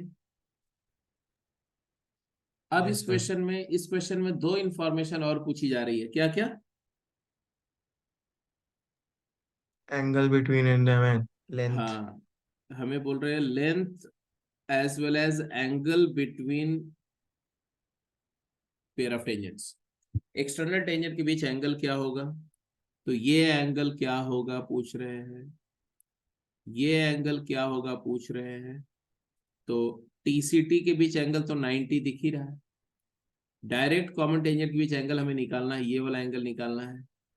और पूछ रहे लेंथ, मतलब जो पॉइंट ऑफ कांटेक्ट है ना, ये और ये, इसके बीच इस लाइन को बोलते हैं length of direct common tangent. और इसी तरह से जो ट्रांसवर्स टेंजेंट है वो भी तो कहीं ना कहीं टच कर रही है, जैसे यहाँ टच कर रही है और यहाँ टच कर रही है। तो ये जो टेंजेंट का पॉइंट ऑफ कांटेक्ट है ये वाला और ये वाला, तो ये ट्रांसवर्स टेंजेंट के बीच पॉइंट ऑफ कांटेक्ट के बीच की डिस्टेंस ये है length of transverse tangent LT। तो लेंथ और एंगल की बात कर लेते हैं, ठीक है, एक जनरल डिस्कशन में लेंथ और एंगल की बात कर लेते हैं। वैसे ट्रांसवर्स टेंजेंट की लेंथ आप बताओ क्या होगी, यहाँ तो डायरेक्ट बोल बता सकते हो। मान लो ये पॉइंट ऑफ कांटेक्ट जो है वो सपोज करो R है और ये कांटेक्ट पॉइंट S है, तो ये पॉइंट है 20 और ये पॉइंट है -30। -3 तो 5 हो जाएगा, RS की जो 5 है। वैल्यू आएगी वो 3 + 2 5 आ जाएगी, वेरी करेक्ट। 5 आ जाएगी सर। डायरेक्ट कॉमन टेंजेंट की को भी निकाल सकते हैं। देखो डायरेक्ट कॉमन टेंजेंट निकालने का बड़ा सिंपल तरीका, इधर ध्यान से देखो, यहाँ से पाइथागोरस नहीं नहीं पाइथागोरस लगाने का, हाँ पाइथागोरस लगा दो। देखो यहाँ से ये डिस्टेंस कितनी है, ये वाली, ये है 3 यूनिट, और ये डिस्टेंस कितनी है, ये वाली 2 यूनिट है। 2 यूनिट। अगर इसको भी अपने हमने थोड़ा आगे एक्सटेंड कर दूं ऐसे, और इस पॉइंट से इसे पैरेलल लाइन ड्रॉ कर दूं, किसके, C1 C2 के, पैरेललोग्राम। तो ये पैरेललोग्राम छोड़ो, ये 90 डिग्री होगा कि नहीं, यस सर। यस ये सर। ये 90 हुआ, और ये डिस्टेंस बिटवीन सेंटर ही है ना, यस सर। कितना है ये, सेंटर के बीच की डिस्टेंस अपनी कितनी थी, 5 थी। 5 थी कैसे 5 थी, सर। 5 नहीं आएगी तो दो सेंटर्स के बीच में नहीं, हमने ट्रांस उसका 5√2 तीसरा आएगी, 5√2 है। 5√2 है। और ये डिस्टेंस पूरी 3 है और ये वाले 2 है, तो ये वाला डिस्टेंस कितना हुआ, ये वाला इतना, 1। 3 - 2 1 हो गया, 3 - 2 दैट इज 1 हो गया, ये 1 है और ये 5 है, तो ये length of direct common tangent क्या आ जाएगा, 5√2 और 1, पाइथागोरस थ्योरम लगाओ। 7। हाँ, तो 5√2 का होल स्क्वायर दैट इज 50 और +1 का स्क्वायर इज 1, यही होगा ना। Yes sir. तो कितना आ जाएगा, √51, √51, 7 नहीं होना, 7 नहीं करना। Yes sir. ठीक है, तो इसी को हम लोग फार्मुलेट भी कर लेते हैं, क्वेश्चन में तो सॉल्व हो गया, तो फार्मुलेट कर दो, लिखो, एक हेडिंग दे दो, length of direct common tangent.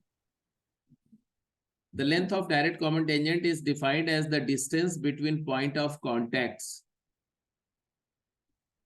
Distance between point of contacts. तो अगर मैं डायग्राम बना के दिखाऊं तो उसी डायग्राम पर देखो, ज्यादा बेटर होगा। दोबारा मैं क्यों बनाऊं फालतू।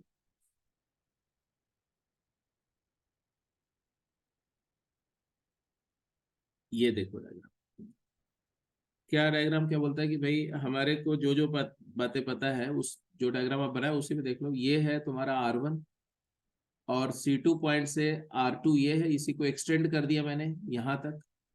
फिर N पॉइंट ऑफ कांटेक्ट से इसके parallel C1 C2 line joining centre के पैरेलल एक लाइन ड्रॉ करी। अब ये सब मैं कंस्ट्रक्शन इसलिए कर रहा हूँ so that I can show that ये एंगल 90 है, बिकॉज यहाँ से ये डिस्टेंस R1 है और यहाँ से टोटल डिस्टेंस हमारा C1A है, जिसमें से ये R1 है, तो ये बची हुई distance AM R1 minus R2 होगी, क्योंकि ये पैरेललोग्राम है ना ये वाला पूरा। तो C1N R1, तो C2A भी R1 है और इतना R2 उसमें से हटा दो, तो R1 माइनस R2 है। अब इस ट्रायंगल की बात करो, कौन सा ट्रायंगल की बात करो? AMN में राइट एंगल ट्रायंगल है। इसमें पाइथागोरस थ्योरम लगाओ तो AM का स्क्वायर प्लस MN का square is equal to AN का स्क्वायर होगा।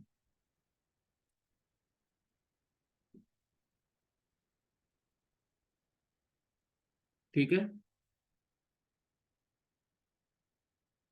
उसमें पिछले क्वेश्चन में हम लोगों ने गलत कर लिया था क्या?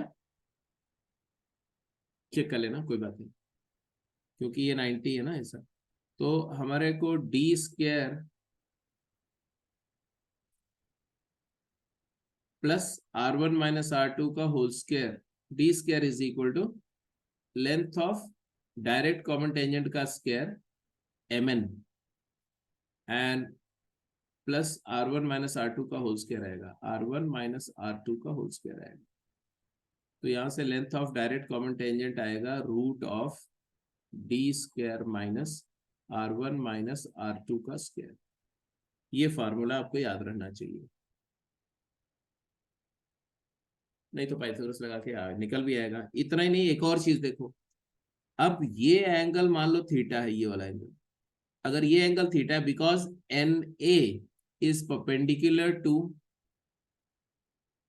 C1P, parallel to C1P। तो अगर दो लाइन पैरेलल है और एक लाइन ट्रांसवर्सल कट कर रही है, तो ये एंगल जो है, ये वाला एंगल और ये वाला एंगल इक्वल होगा। बोलो हाँ या ना? Yes sir. अगर ये एंगल थीटा है तो ये एंगल भी थीटा होगा, क्योंकि ये ट्रायंगल और ये ट्रायंगल कॉन्ग्रुएंट है। ये ट्रायंगल और ये वाला ट्रायंगल कॉन्ग्रुएंट है, तो एंगल थीटा भी सेम होगा। आप जानते भी हो, किसी एक्सटर्नल पॉइंट से दो टेंजेंट ड्रॉ होती है तो उनको लाइन ज्वाइनिंग सेंटर उस टेंजेंट के बीच के एंगल को बाइसेक्ट करती है। ये तो आपको पता ही होगा कि किसी भी सर्कल पर जब आप एक्सटर्नली कोई टेंजेंट ड्रॉ करते हैं किसी पॉइंट से, मान लो एक टेंजेंट ऐसे ड्रॉ किया और एक टेंजेंट ऐसे ड्रॉ किया, तो point of intersection of tangent P और सर्कल के सेंटर को ज्वाइन करने वाली लाइन, ये एंगल बिटवीन टेंजेंट की बाइसेक्टर होती है, एंगल बाइसेक्टर होती है। ये बात तो आप में से हर एक को मालूम होनी चाहिए, क्योंकि ये दोनों ट्रायंगल्स क्या होंगे?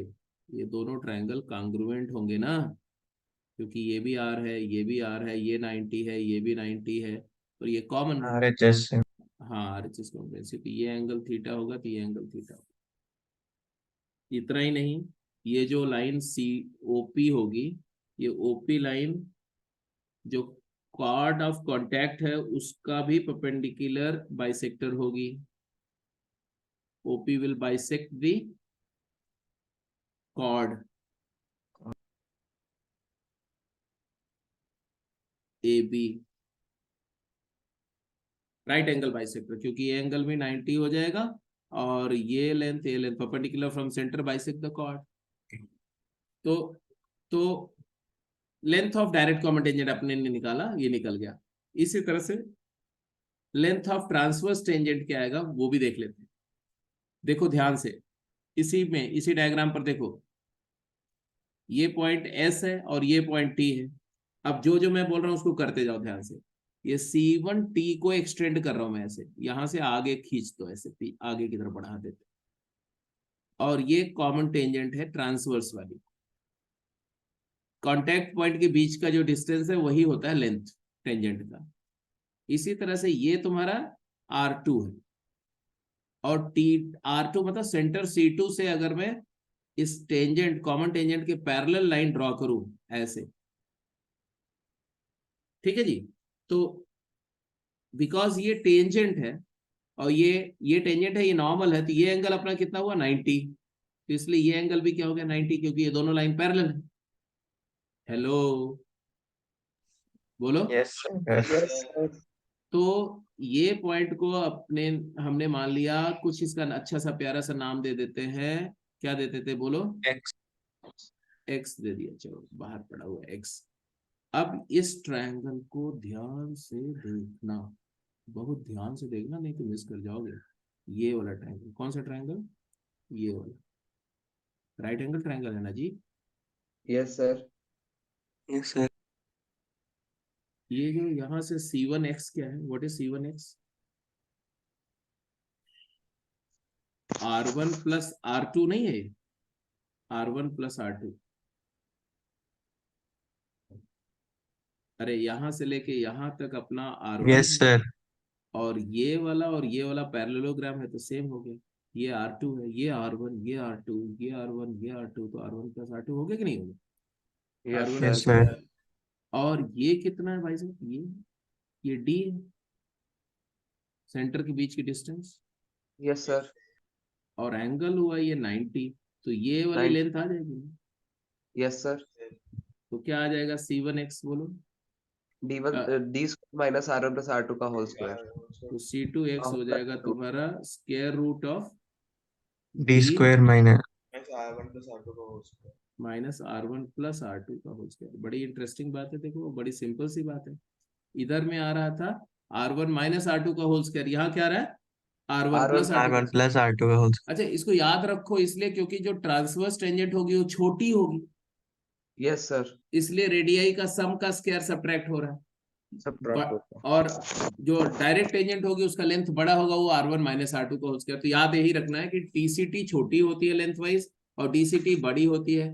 तो बड़े वाले में छोटा सब्ट्रैक्ट होगा और छोटे वाले में बड़ा सब्ट्रैक्ट होगा। तो बड़े वाले में R1 माइनस R2 का स्क्वायर सब्ट्रैक्ट होगा, और छोटे वाले में R1 प्लस R2 का स्क्वायर सब्ट्रैक्ट होगा। दैट्स सिंपल, याद रहेगा। Yes sir. Yes sir. एक और बात यहाँ देखो, देखने वाली बात है, ये एंगल बिटवीन ट्रांसवर्स टेंजेंट के बीच जो एंगल है वो कौन सा एंगल है बोलो?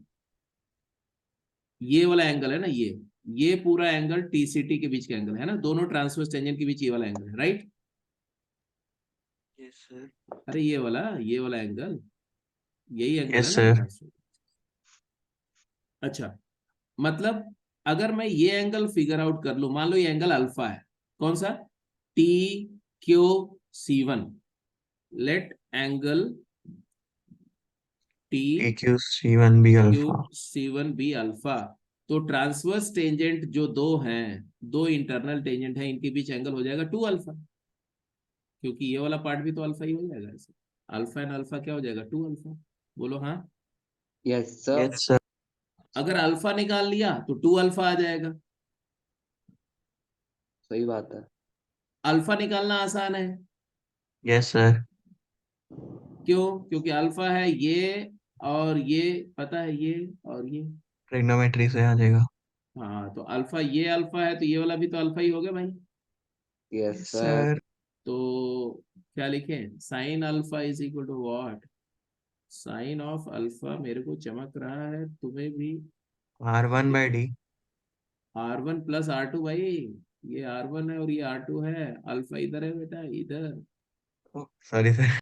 डी ये थोड़ी है, डी C1 C2 के बीच का डिस्टेंस है। साइन अल्फा है R1 plus R2 divided by, hello, D. D. And therefore alpha हो गया तुम्हारा sine inverse of R1 R2 R1 R1 plus R2 by D. By D हो गया ऐसे। तो एंगल हो गया 2 अल्फा, 2 अल्फा हो गया 2 sine inverse R1 plus R2 by D. ये हो गया एंगल बिटवीन TCT। क्या हो गया ये? Angle between DCT. Transverse common tangent. Exactly इसी तरह से ये एंगल तुम्हारा क्या था, 2 थीटा था, angle between DCT, angle between direct common tangent 2 theta था, जहां पर साइन थीटा क्या है, साइन थीटा साहब यहाँ देखना, ये बढ़िया वाला प्यारा वाला जो ट्रायंगल दिख रहा है तुमको, ये वाला ट्रायंगल है ना, ये भी तो राइट एंगल ट्रायंगल है, ऊपर वाले की मेहरबानी से ये भी तो राइट एंगल ट्रायंगल है भाई। इस ट्रायंगल में ये कितना था भाई, ये R1 माइनस R2, और ये कितना था, हाइपोटेन्यूज D। तो साइन थीटा क्या था, साइन थीटा था R1 minus R2 by D, है ना, थोड़ा पोएटिक सा, पोएट्री जैसा दिख रहा है ना। उधर में R1 plus R2 by D था, यहाँ क्या आ गया, R1 minus R2 by R1 D, minus R2 तो by आ D. जाएगा 2 टाइम्स थीटा, मतलब sign inverse of R1 minus R2, तो बॉट ले लेना क्योंकि हमें नहीं पता R1 बड़ा है का R2 बता है, तो R1 minus R2 by D होगी। So I know what is the angle between direct tangent. I know what is the angle between transverse tangent. I know मतलब you know, है ना। Yes, sir. हाँ, नहीं तो We बाद know. में बोल जाओ, नहीं तो बाद में बोल जाओगे कि आपने बोला था तो आई नो, तुम आपने ये तो बोला नहीं था यू नो, तो मैं मुझे क्या पता। And you know the angle between, क्या बोलो, TCT and DCT. TCT and DCT, बस उतनी जानते हो, और भी तो कुछ जानते हो वो भी बता दो। Length of TCT and length of DCT। तो DCT का लेंथ का फार्मूला, TCT का लेंथ का फार्मूला भी आता है, और एंगल का भी फार्मूला आता है। इसलिए अभी एक बार से जय हिंद बोलो और कहानी को क्लोज करते हैं।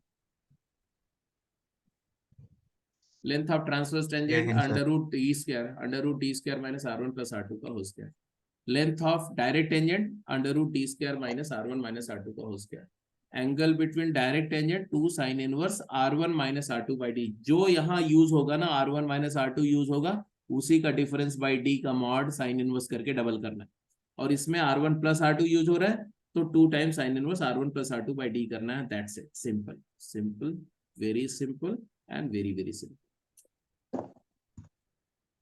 तो यही एक आर्टिकल था जो समझ में आना चाहिए। ये समझ में आ गया तो इसके रिमेनिंग जो 4 केसेज है वो नट्स में एकदम बिल्कुल चुटकियों में हो जाएंगे, उसमें कुछ करना नहीं है, बस इसी में थोड़े थोड़े चेंजेस करेंगे, अपने आप हो जाएगा। तो can we go ahead. Yes, sir sir. Note है। अभी Yes, नहीं, sir. इसमें एंगल भी बता दो ना, ये वाले के भी एंगल बिटवीन DCT बता दो, इस वाले क्वेश्चन के लिए एंगल बिटवीन DCT। सर कर देते हैं। ट्रांसवर्स वाला तो हमें निकल गया था, देख के ही पता चल गया था 90 डिग्री है। डायरेक्ट टेंजेंट के बीच एंगल निकालना होगा तो हम लिखेंगे 2 times sign inverse of R1 plus R2 अपना 5 आया था ना,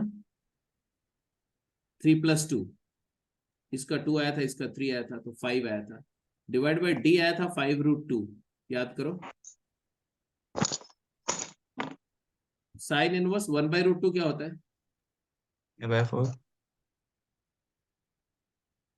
5/4। अरे ये हम लोग क्या निकाल रहे हैं, R1 प्लस R2, हाँ R1 माइनस R2 निकालना, नहीं यहाँ पर R1 प्लस R2 नहीं निकालना है, R1 माइनस R2 निकालना।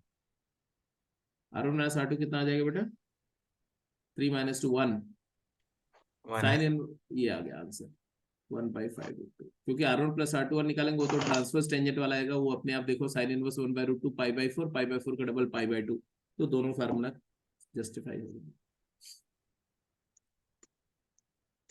Shall I go? Yes, sir. तो ये सारा कहानी आपके सामने है, बिल्कुल एकदम क्लियर है, क्रिस्टल क्लियर लाइक वाटर, मुझे लगता है ऐसा। अब ये केस आप खुद बताओ, बोल रहे हैं 2 circle touch each other, 2 circle touch each other externally. अगर दोनों सर्कल बाहर से एक दूसरे को टच करेंगे तो कंडीशन क्या हो जाएगी, ये केस 2 है।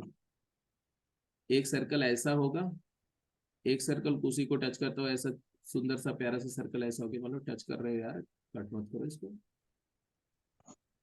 ऐसा हो गया, ऐसे टच कर रहे हैं ऐसे, तो इनके सेंटर के बीच की डिस्टेंस इनके रेडियस के सम के इक्वल हो गई। Yes, sir. कंडीशन लिखते जाओ फटाफट जल्दी से अच्छे से। ये ये C1 है, ये C2 है, और ये R1 है, ये R2 है। कितनी टेंजेंट होंगी कॉमन? 3। हाँ, तो ऐसे पूछूंगा मैं, कितने आदमी थे? 2। हाँ थे साहब 2। बिल्कुल। तो 3 टेंजेंट, कॉमन टेंजेंट 3 थी, ऐसे 3, 2 नहीं 3। ये 2 हो गई, कौन सी? एक्सटर्नल वाली 2 हो गई, और एक इंटरनल वाली भी तो पड़ी हुई है, यस सर। ये वाली इंटरनल टेंजेंट एक हुई। अच्छा, इंटरनल एक क्यों हुई वो जरा समझो, कि जैसे ये बड़ा था, ऐसा बड़ा था सर्कल, ये बाहर में पड़ा था छोटा वाला सर्कल, और इनके बीच कोइंसाइड में, करके लाइन। हाँ, इनके बीच में एक टेंजेंट ऐसे पड़ी हुई थी, एक ऐसे खड़ी हुई थी, इधर पड़ी हुई थी, है ना, दोनों ऐसे। जब इन दोनों सर्कल को आप पुश करोगे अंदर की तरफ, ऐसे दोनों सर्कल को इनवर्ड लाओगे, एक दूसरे के पास लाओगे, तो क्या होगा? वो होगा ये कि ये एंगल क्या हो जाएगा, ये एंगल बीटा क्या होगा, रिड्यूस 0। होगा ना। हाँ, रिड्यूस होगा, बता, ऐसे मत बोलो 0 हो जाएगा, पास लाओगे तो रिड्यूस होगा, और ये वाला एंगल क्या होगा, ये वाला बढ़ेगा, पाई माइनस बीटा बढ़ेगा, और फिर टच करने की कंडीशन में ये एंगल बीटा क्या हो जाएगा, 0। बीटा 0 हो गया तो ये दोनों टेंजेंट, दोनों ट्रांसवर्स टेंजेंट कोइंसाइड कर गई, TCTs कोइंसाइड, इसलिए 2 का 1 हो गई, पेयर ऑफ TCT भी बोल सकते हो उसको। और इस TCT का इक्वेशन अपन कैसे लिखेंगे? There is only one TCT, only one transverse tangent, और उसका इक्वेशन क्या होगा, S1 minus S2 equal to 0। याद आया, radical axis. Yes sir, yes sir. तो इसका रूट ऑफ इक्वेशन, S1। हाँ, कुछ नहीं सर। और DCT का इक्वेशन निकालना तो जानते ही हैं, ये P पॉइंट का कोऑर्डिनेट निकाल लेंगे अल्फा बीटा, और DCT एज यूजुअल जैसे निकालते तो वैसे निकालेंगे। अब यहाँ पर लेंथ ऑफ ट्रांसवर्स टेंजेंट क्या होगा, लेंथ ऑफ डायरेक्ट टेंजेंट क्या होगा? लेंथ ऑफ डायरेक्ट टेंजेंट हो जाएगा रूट ऑफ, फार्मूला वही लो, D² minus R1 minus R2 का होल स्क्वायर। यही था ना, अभी थोड़ी देर पहले किया था। अरे बोलो यार। Yes sir. बट D की वैल्यू अपनी क्या आ रही है, D आ रहा है R1 plus R2, R1 plus R। तो ये हो जाएगा R1 प्लस R2 का square minus R1 minus R2 का स्क्वायर, और देयरफॉर ये हो जाएगा 2 times square root of R1 into R2, that is 2 times geometric mean of R1 R2। तो जब दोनों सर्कल एक दूसरे को बाहर से टच करते हैं, तो उनके डायरेक्ट कॉमन टेंजेंट की लेंथ उनके रेडियाई के ज्योमेट्रिक मीन का डबल होती है, double of the geometric mean of R1 R2। ये लेंथ जो होगी वो twice of geometric mean of R1 R2 होगी, होनी भी चाहिए, क्योंकि ऐसे देखो, ये है R1, और ये है, ये वाली यहां से यहां तक R2 है, और ये R1 है, और जब हम यहाँ से पैरेलल लाइन ड्रॉ करेंगे सेंटर से, तो ये एंगल 90, ये वाला R1 माइनस R2 है, और ये वाला R1 प्लस R2 है। तो आप ये पाइथागोरस थ्योरम से ये तो निकाल ही सकते हो ना, ये वाला। तो इसका स्क्वायर माइनस इसका स्क्वायर का रूट, खत्म। एंगल बिटवीन DCT क्या है, एंगल बिटवीन DCT, तो 2 sine inverse R1 minus R2 D हो गया, R1 प्लस R2 D हो गया, और R1 माइनस R2 हो गया लेंथ, ये वाला थीटा हुआ ना, थीटा, तो साइन थीटा होगा R1 minus R2 by R1 plus R2, R1 minus R2 by R1 plus R2 का डबल, साइन इनवर्स करके डबल कर दो। ये आ गया DCT के बीच एंगल। एंगल बिटवीन TCT पहले ही बता चुके हैं, 0 है।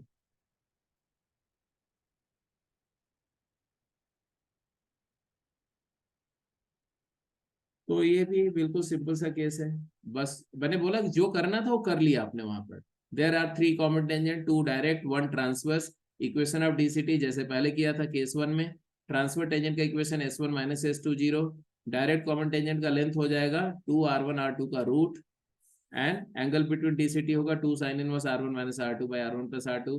Angle between transverse common tangent, transverse tangent की लेंथ हो जाएगी 0, क्योंकि d की वैल्यू R1 प्लस R2 है, तो d square minus d square करके 0। एंगल बिटवीन DCT पाई। ठीक है, समझ में आ गया बात कि नहीं? कोई डाउट है तो बोल दो।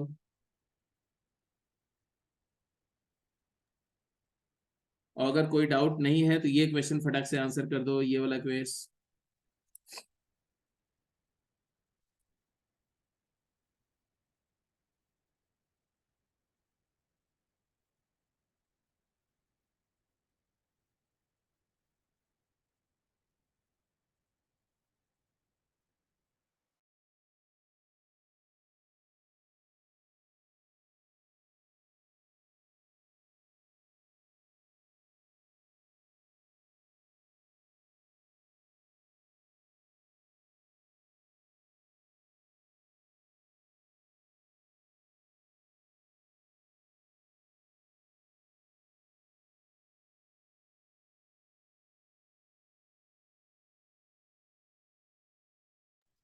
कर दो, और फिर नॉर्मली जो मेजर डिस्कशन था वो हो गया। इसके बाद एक छोटा सा केस होगा जब दोनों सर्कल इंटरसेक्ट करेंगे। तो इंटरसेक्ट करने का केस में सिचुएशन कुछ ऐसे आएगी, ऐसे वाली सिचुएशन आएगी। तो उस केस में जो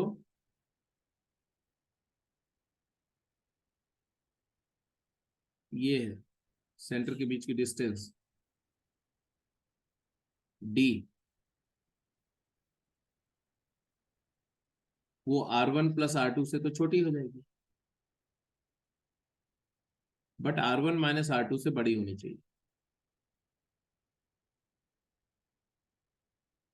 समझ ही रहे होगे क्यों? क्योंकि अगर d की वैल्यू R1 माइनस R2 हो गई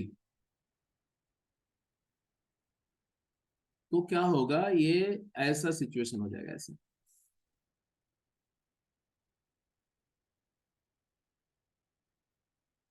समझने की कोशिश करो। ये सेंटर C1 है और ये सेंटर C2 है, तो ऑब्वियस सी बात है, और ये पॉइंट है कांटेक्ट पॉइंट PQ। तो C2Q जो है वो, ये वाला डिस्टेंस जो है वो R2 है,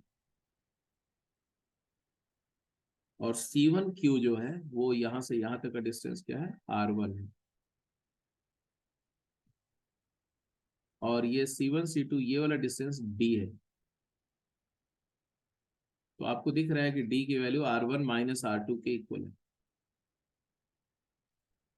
तो जैसे ही R1 माइनस R2 हो जाएगा तब टच कर जाएगा अंदर, तो ये केस 4 हो जाएगा। तो केस 3 ये वाला है इंटरसेक्शन का केस। जो थर्ड केस है, थर्ड केस, इसमें आपका सिर्फ 2 डायरेक्ट कॉमन टेंजेंट होगा। ऐसा ऐसा एक ऐसा टेंजेंट होगा, एक ऐसा, 2 ही कॉमन टेंजेंट होगी, दोनों 2 DCT, no TCT, no TCT। और जो भी डिस्कशन है डायरेक्ट कॉमन टेंजेंट निकालना, वो जैसे पहले निकाला था वैसे निकलेगा, कोई नई बात नहीं। इसमें सिर्फ एक एंगल ऑफ इंटरसेक्शन नई बात आएगी। एंगल ऑफ इंटरसेक्शन वो हम लोग क्लास में डिस्कस करेंगे, ट्यूसडे को जब क्लास आपकी होगी तो डिस्कस करेंगे। ठीक है, वैसे मैं बता ही देता हूँ अभी, थोड़ा सा 2 मिनट रुक जाओ। और ये वाला केस में एक ही टेंजेंट होगी, वो जब दोनों डायरेक्ट टेंजेंट कोइंसाइड कर जाएंगे तो ये ओनली वन टेंजेंट, और वो DCT होगी, ओनली वन DCT। DCT भी कोइंसाइड करके एक बन जाएंगे। तो केस 4 में आपसे कुछ स्पेशल नहीं पूछा जाएगा, केस 3 में कुछ भी नहीं पूछा जाएगा, एक्सेप्ट कि जब ये दोनों सर्कल कट कर रहे हैं तो जिस पॉइंट पर कट कर रहे हैं उस पॉइंट पर इनका एंगल ऑफ इंटरसेक्शन क्या है, मतलब इनकी टेंजेंट के बीच एंगल क्या है, ये एंगल क्या है, वो मैं आपको बताना चाह रहा हूँ। बस वही बता के आज का डिस्कशन को क्लोज कर दे रहा हूँ। ठीक है, बाकी क्वेश्चन नेक्स्ट क्लास में करेंगे। तो आप एक छोटा सा पॉइंट लिख दो और डिस्कशन यही क्लोज करेंगे। Angle of intersection of intersecting circles,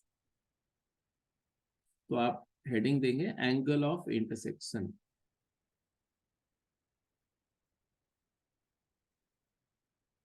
दो कर्व का एंगल ऑफ इंटरसेक्शन क्या होता है? Angle of intersection of to curves is angle between their tangents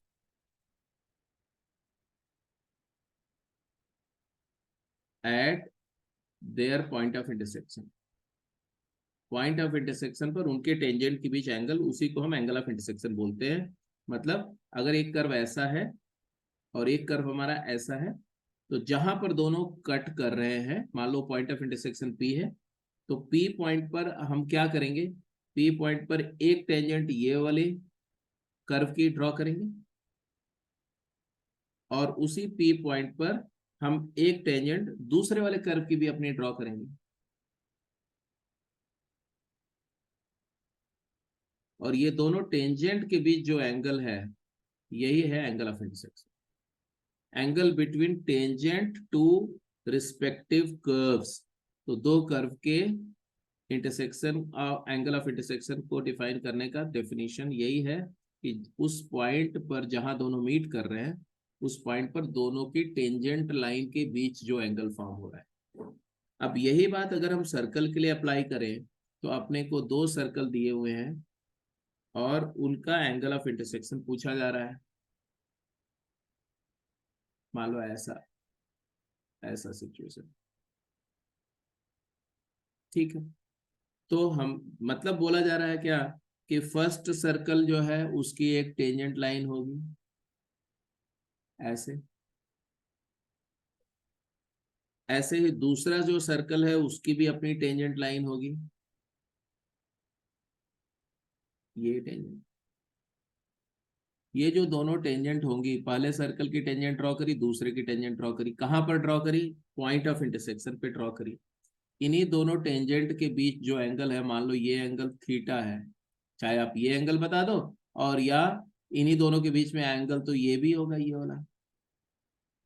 दो लाइन के बीच हमेशा दो एंगल फॉर्म होता है, तो पाई माइनस थीटा, दोनों में से कोई भी एंगल बता दो, आंसर आपका सही।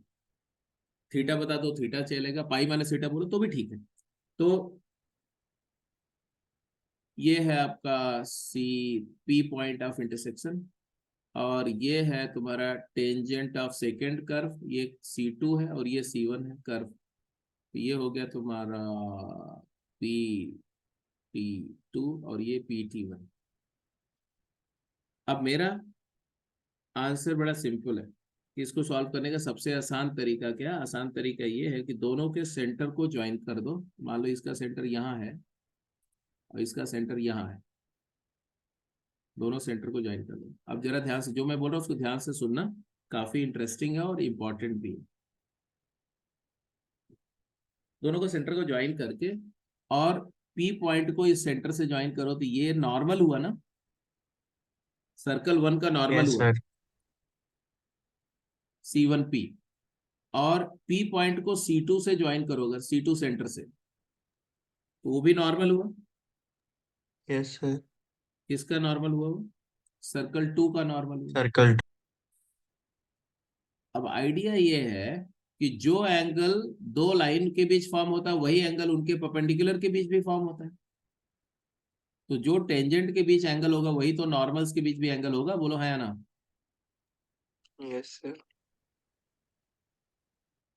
तो माय पॉइंट इज कि नॉर्मल्स के बीच एंगल, मतलब अगर ये एंगल की बात करोगे ना, ये तो ये एंगल थीटा होगा, और ये एंगल की बात करोगे तो ये एंगल पाई माइनस थीटा होगा, बट ये भी एंगल बिटवीन टेंजेंट ही बोला जाएगा। तो C1P और C2P के बीच एंगल निकालना है हमें, जो कि बहुत ही आसान है। कैसे? ये है R2, ये है R1 और ये है D। और कोसाइन फार्मूला मैंने आपको सिखाया था, शायद आप रिकॉल कर सको कोसाइन फार्मूले को। कोसाइन, मान लो ये एंगल अल्फा है ये, तो cosine alpha angle C1P C2 मान लो अल्फा है, तो कोसाइन अल्फा क्या होगा? दोनों एडजेसेंट साइड का स्क्वायर का सम R1 square plus R2 square minus सामने वाली साइड का square D square minus D। Divided by 2 times product of 2 adjacent times side, product 2 of R1 R1 R2 cos alpha आ गया, तो alpha the angle between angle of intersection alpha is equal to cos inverse of plus R1 square plus R2 square R1 minus square plus square R2 square minus D square divided by 2 upon 2 into R1. R1. Yes, इसी sir. से हम बोल सकते हैं क्या कि if alpha is 90 degree, alpha 90 degree के case को बोलते हैं जब दोनों एंगल राइट एंगल पर इंटरसेक्ट करते हैं, इसको बोलते हैं व्हेन बोथ सर्कल्स कट या intersect orthogonally, orthogonally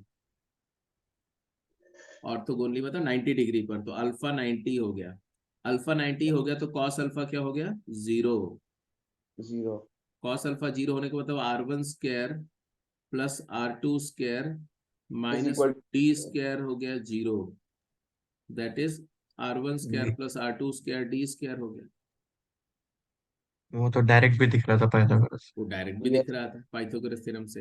R1 square plus R2 square D square हो गया, तो R1 स्क्वायर होता है बेटा G1 square plus F1 square minus C1, R2 square होता है G2 square plus F2 square minus C2, because ये माइनस G1 माइनस F1 है और ये माइनस G2 माइनस F2 है, पूरे डिस्कशन में आपको याद ही होगा। Yes Yes, sir. sir. तो और D स्क्वायर क्या हो जाएगा, तो G1 माइनस G2 का whole square plus F1 minus F2 का होल स्क्वायर।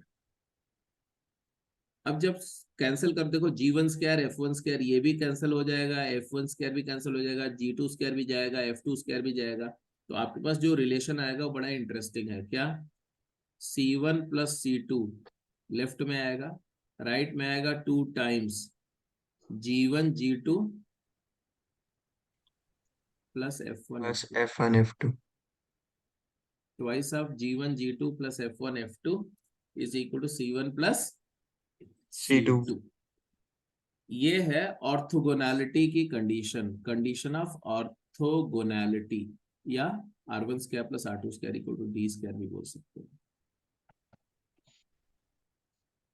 तो आपको एंगल ऑफ इंटरसेक्शन निकालना आता है और ऑर्थोगोनैलिटी की कंडीशन भी आपको पता चल गई कि कब दो सर्कल 90 डिग्री पर इंटरसेक्ट करेंगे। ठीक है, Yes, sir. तो this is all about the relative position of to circles. अब जो अगली क्लास होगी आपकी उसमें, चूंकि कल आप एक टेस्ट देंगे है ना, वो टेस्ट का डिस्कशन और प्लस इसी पर प्रॉब्लम करेंगे, मतलब ट्यूसडे को सर्कल हम क्लोज कर देंगे। हाँ, उसके बाद अपना कॉम्प्लेक्स नंबर स्टार्ट करेंगे, और कॉम्प्लेक्स नंबर बहुत आसान सा टॉपिक है, आराम आराम से चलता रहेगा। और जैसा मैंने बताया था कि फर्स्ट वीक में नहीं, एक वीक आपको टाइम देंगे, पीछे का आप करते रहो, सर्कल और पेयर ऑफ लाइन पे थोड़ी प्रैक्टिस और कर लो। उसके अगले वीक से हम लोग 2-2 लेक्चर पैराबोला का स्टार्ट करेंगे। Okay, sir. ठीक है, ओके सर। ठीक सर मुझे थोड़े से पैरामेट्रिक फॉर्म में डाउट्स हैं डीपीपी के, मैं आपसे अभी डिस्कस कर सकता हूँ? अभी नहीं बेटा, क्योंकि अभी मैं तुरंत यहाँ से निकलूंगा, एनसेट हो रहा है तो सेंटर पे मुझे पहुंचना पड़ेगा, नहीं तो देर हो जाएगी। ठीक है, सर बस एक क्वेश्चन देख सकता हूँ फिर? हाँ बोलो। सर जैसे किसी में दिया हो कि अगर number of point of intersection निकालने हैं, तो सर उस केस में कैसे करना हो? जैसे कि क्वेश्चन है x is equal to 2 cos theta and y is equal to 2 sin theta, and theta की रेंज दी हुई है हमें 0 to 3 पाई बाई 4, और इक्वेशन ऑफ सर्कल दिया है बता रहा हूँ, रुक जाओ, बोलते जाओ, सर्कल का इक्वेशन बोलो। x square plus y square minus 4y x square plus y square minus 4y equal to 0। ठीक है, मतलब है ये सर्कल जो है x minus x square plus y minus 2 का whole square equal to 2 square है। Yes sir. इसका मतलब ये सर्कल जो है वो 0,2 2 पे वो करेगा, और उसके बाद इसका ये रेडियस की लेंथ 2 होगी। मतलब है कि ओरिजिन पर टच करेगा एक्स एक्सिस को। Yes sir. Hmm, yes sir. चलो दूसरा सर्कल बोलो। सर दूसरा है x is equal to 2 cos theta, x equal to 2 cos theta and y equal to 2 sin theta. इसका मतलब है ये सर्कल हुआ x square plus y square equal to 4। Four. Theta पर कंडीशन दी हुई है क्या? 0 to 3 pi by 4। चलो ऐसा करते हैं, ये वाला सर्कल भी ड्रॉ कर देते हैं। ये तो 0,0 में ओरिजिन इसका सेंटर होगा और 2 का इसका रेडियस होगा। ऐसा कुछ होगा, ऐसा मान लो। Yes sir. तो तुमने शायद इसका निकाल दिया होगा, कितना? x square plus y square is equal to 4। कितने पॉइंट ऑफ इंटरसेक्शन दिख रहे हैं आपको? 2। दिख रहे हैं 2, लेकिन थीटा पे कंडीशन क्या दी हुई है? 0 to 3 pi by 4। 0 से लेके 3 pi पाई। by 4। अगर थीटा 0 है, थीटा इक्वल टू 0 पर पॉइंट क्या होगा? 2,0। Yes sir. मतलब यहाँ कहीं होगा, यहाँ। हाँ जी सर। ये थीटा इक्वल टू 0 है, और जैसे जैसे थीटा बढ़ाओगे, एक्चुअली समझो ये पॉइंट क्या है। पॉइंट इस सर्कल पे यहाँ कहीं होगा ऐसे, यस सर। और उसका ये डिस्टेंस 2 है, और ये एंगल क्या हो रहा है? थीटा। इसीलिए इसका कोऑर्डिनेट आप बोल रहे हो 2 cos theta comma 2 sin theta. बोलो। sin theta. अब थीटा 0 पर पॉइंट यहाँ आ गया, जैसे जैसे थीटा बढ़ाओगे ये पॉइंट ऐसे मूव करेगा ना इधर की तरफ ऐसे। Yes sir. थीटा 90 पर यहाँ आ जाएगा, यस सर। और थीटा 3 pi/4 पर यहाँ आ जाएगा। Yes sir. 135 डिग्रीज। तो इस रेंज की वजह से ये पूरा सर्कल नहीं फॉर्म होगा। जो दूसरा वाला सर्कल है वो सर्कल नहीं है, वो सर्कुलर आर्क है। आर्क है। Okay sir. It is only the arc of a circle. और पैरामेट्रिक इक्वेशन करते समय मैंने तुम लोग को बताया था कि पैरामेट्रिक इक्वेशन का मतलब यही होता है कि हम थीटा को कंट्रोल करके हम पूरे सर्कल के बजाय सर्कल के एक सिर्फ पार्ट को रिप्रेजेंट कर सकते हैं, आर्क को रिप्रेजेंट कर सकते हैं। यही पर्पस था पैरामेट्रिक इक्वेशन को डिफाइन करने का। अदरवाइज तो अलजेब्राइक इक्वेशन से तो हम पूरा का पूरा सर्कल लिखना तो जानते ही हैं। हाँ जी। तो जब ये आर्क है तो एक कंप्लीट सर्कल है और दूसरा सिर्फ आर्क है, तो कितनी जगह कट कर रही है? एक जगह। एक जगह कट कर रही है, इसलिए point only 1 point of intersection. Okay sir. ठीक है जी, डन। हाँ जी सर, थैंक यू सर। चलो ठीक है, तो मिलते हैं ट्यूसडे को। टिल देन आप करते रहो, क्वेश्चंस करो, और अब सीधे चले जाओ, क्योंकि डीपीपी में तुम्हारी जो लास्ट डीपीपी है DPP 6, उसके सारे क्वेश्चन कर जाओ। हाँ 5 या 5 होगी, उसके सारे क्वेश्चन कर जाओ। 6 DPP भी PDF फॉर्म में मैं आपको शेयर कर दूंगा, उसमें फैमिली ऑफ सर्कल के क्वेश्चंस होंगे, उनको भी प्रैक्टिस कर लेना। ठीक है, ओके सर। और तब तक आप अपना मॉड्यूल के क्वेश्चन करते रहो। मॉड्यूल अब लगा शुरू हो जाता है। मॉड्यूल पेयर ऑफ लाइन के, मॉड्यूल लाइन के, स्ट्रेट लाइन और सर्कल दोनों के क्वेश्चन मिक्स करके करो। 10 क्वेश्चन उधर से करो, 10 इधर से करो, फिर 10 उधर से करो, फिर 10 इधर करो, सो दैट अगले एक वीक के अंदर में ये दोनों टॉपिक कमांड हो जाए। अभी तो सर्कल ही करो, क्योंकि कल आपका टेस्ट है, अगले वीक में टेस्ट है, तो सर्कल पे ज्यादा फोकस होगा, बट पेयर ऑफ लाइन और लाइन के भी क्वेश्चंस करते रहो। अगले वीक में जो पेपर आएगा उसके अंदर में सर्कल पूरा होगा 40%, 80% तो सर्कल ही होगा, 20% में लाइन वगैरह होगी। तो आप पूरा अगला वाला टेस्ट में आपको फुल स्कोर मारना, ये सोच करके प्रैक्टिस करो। ओके चलो सर। चलो, have a good day, bye. Thank you sir, have a nice day. Bye. Thank you sir.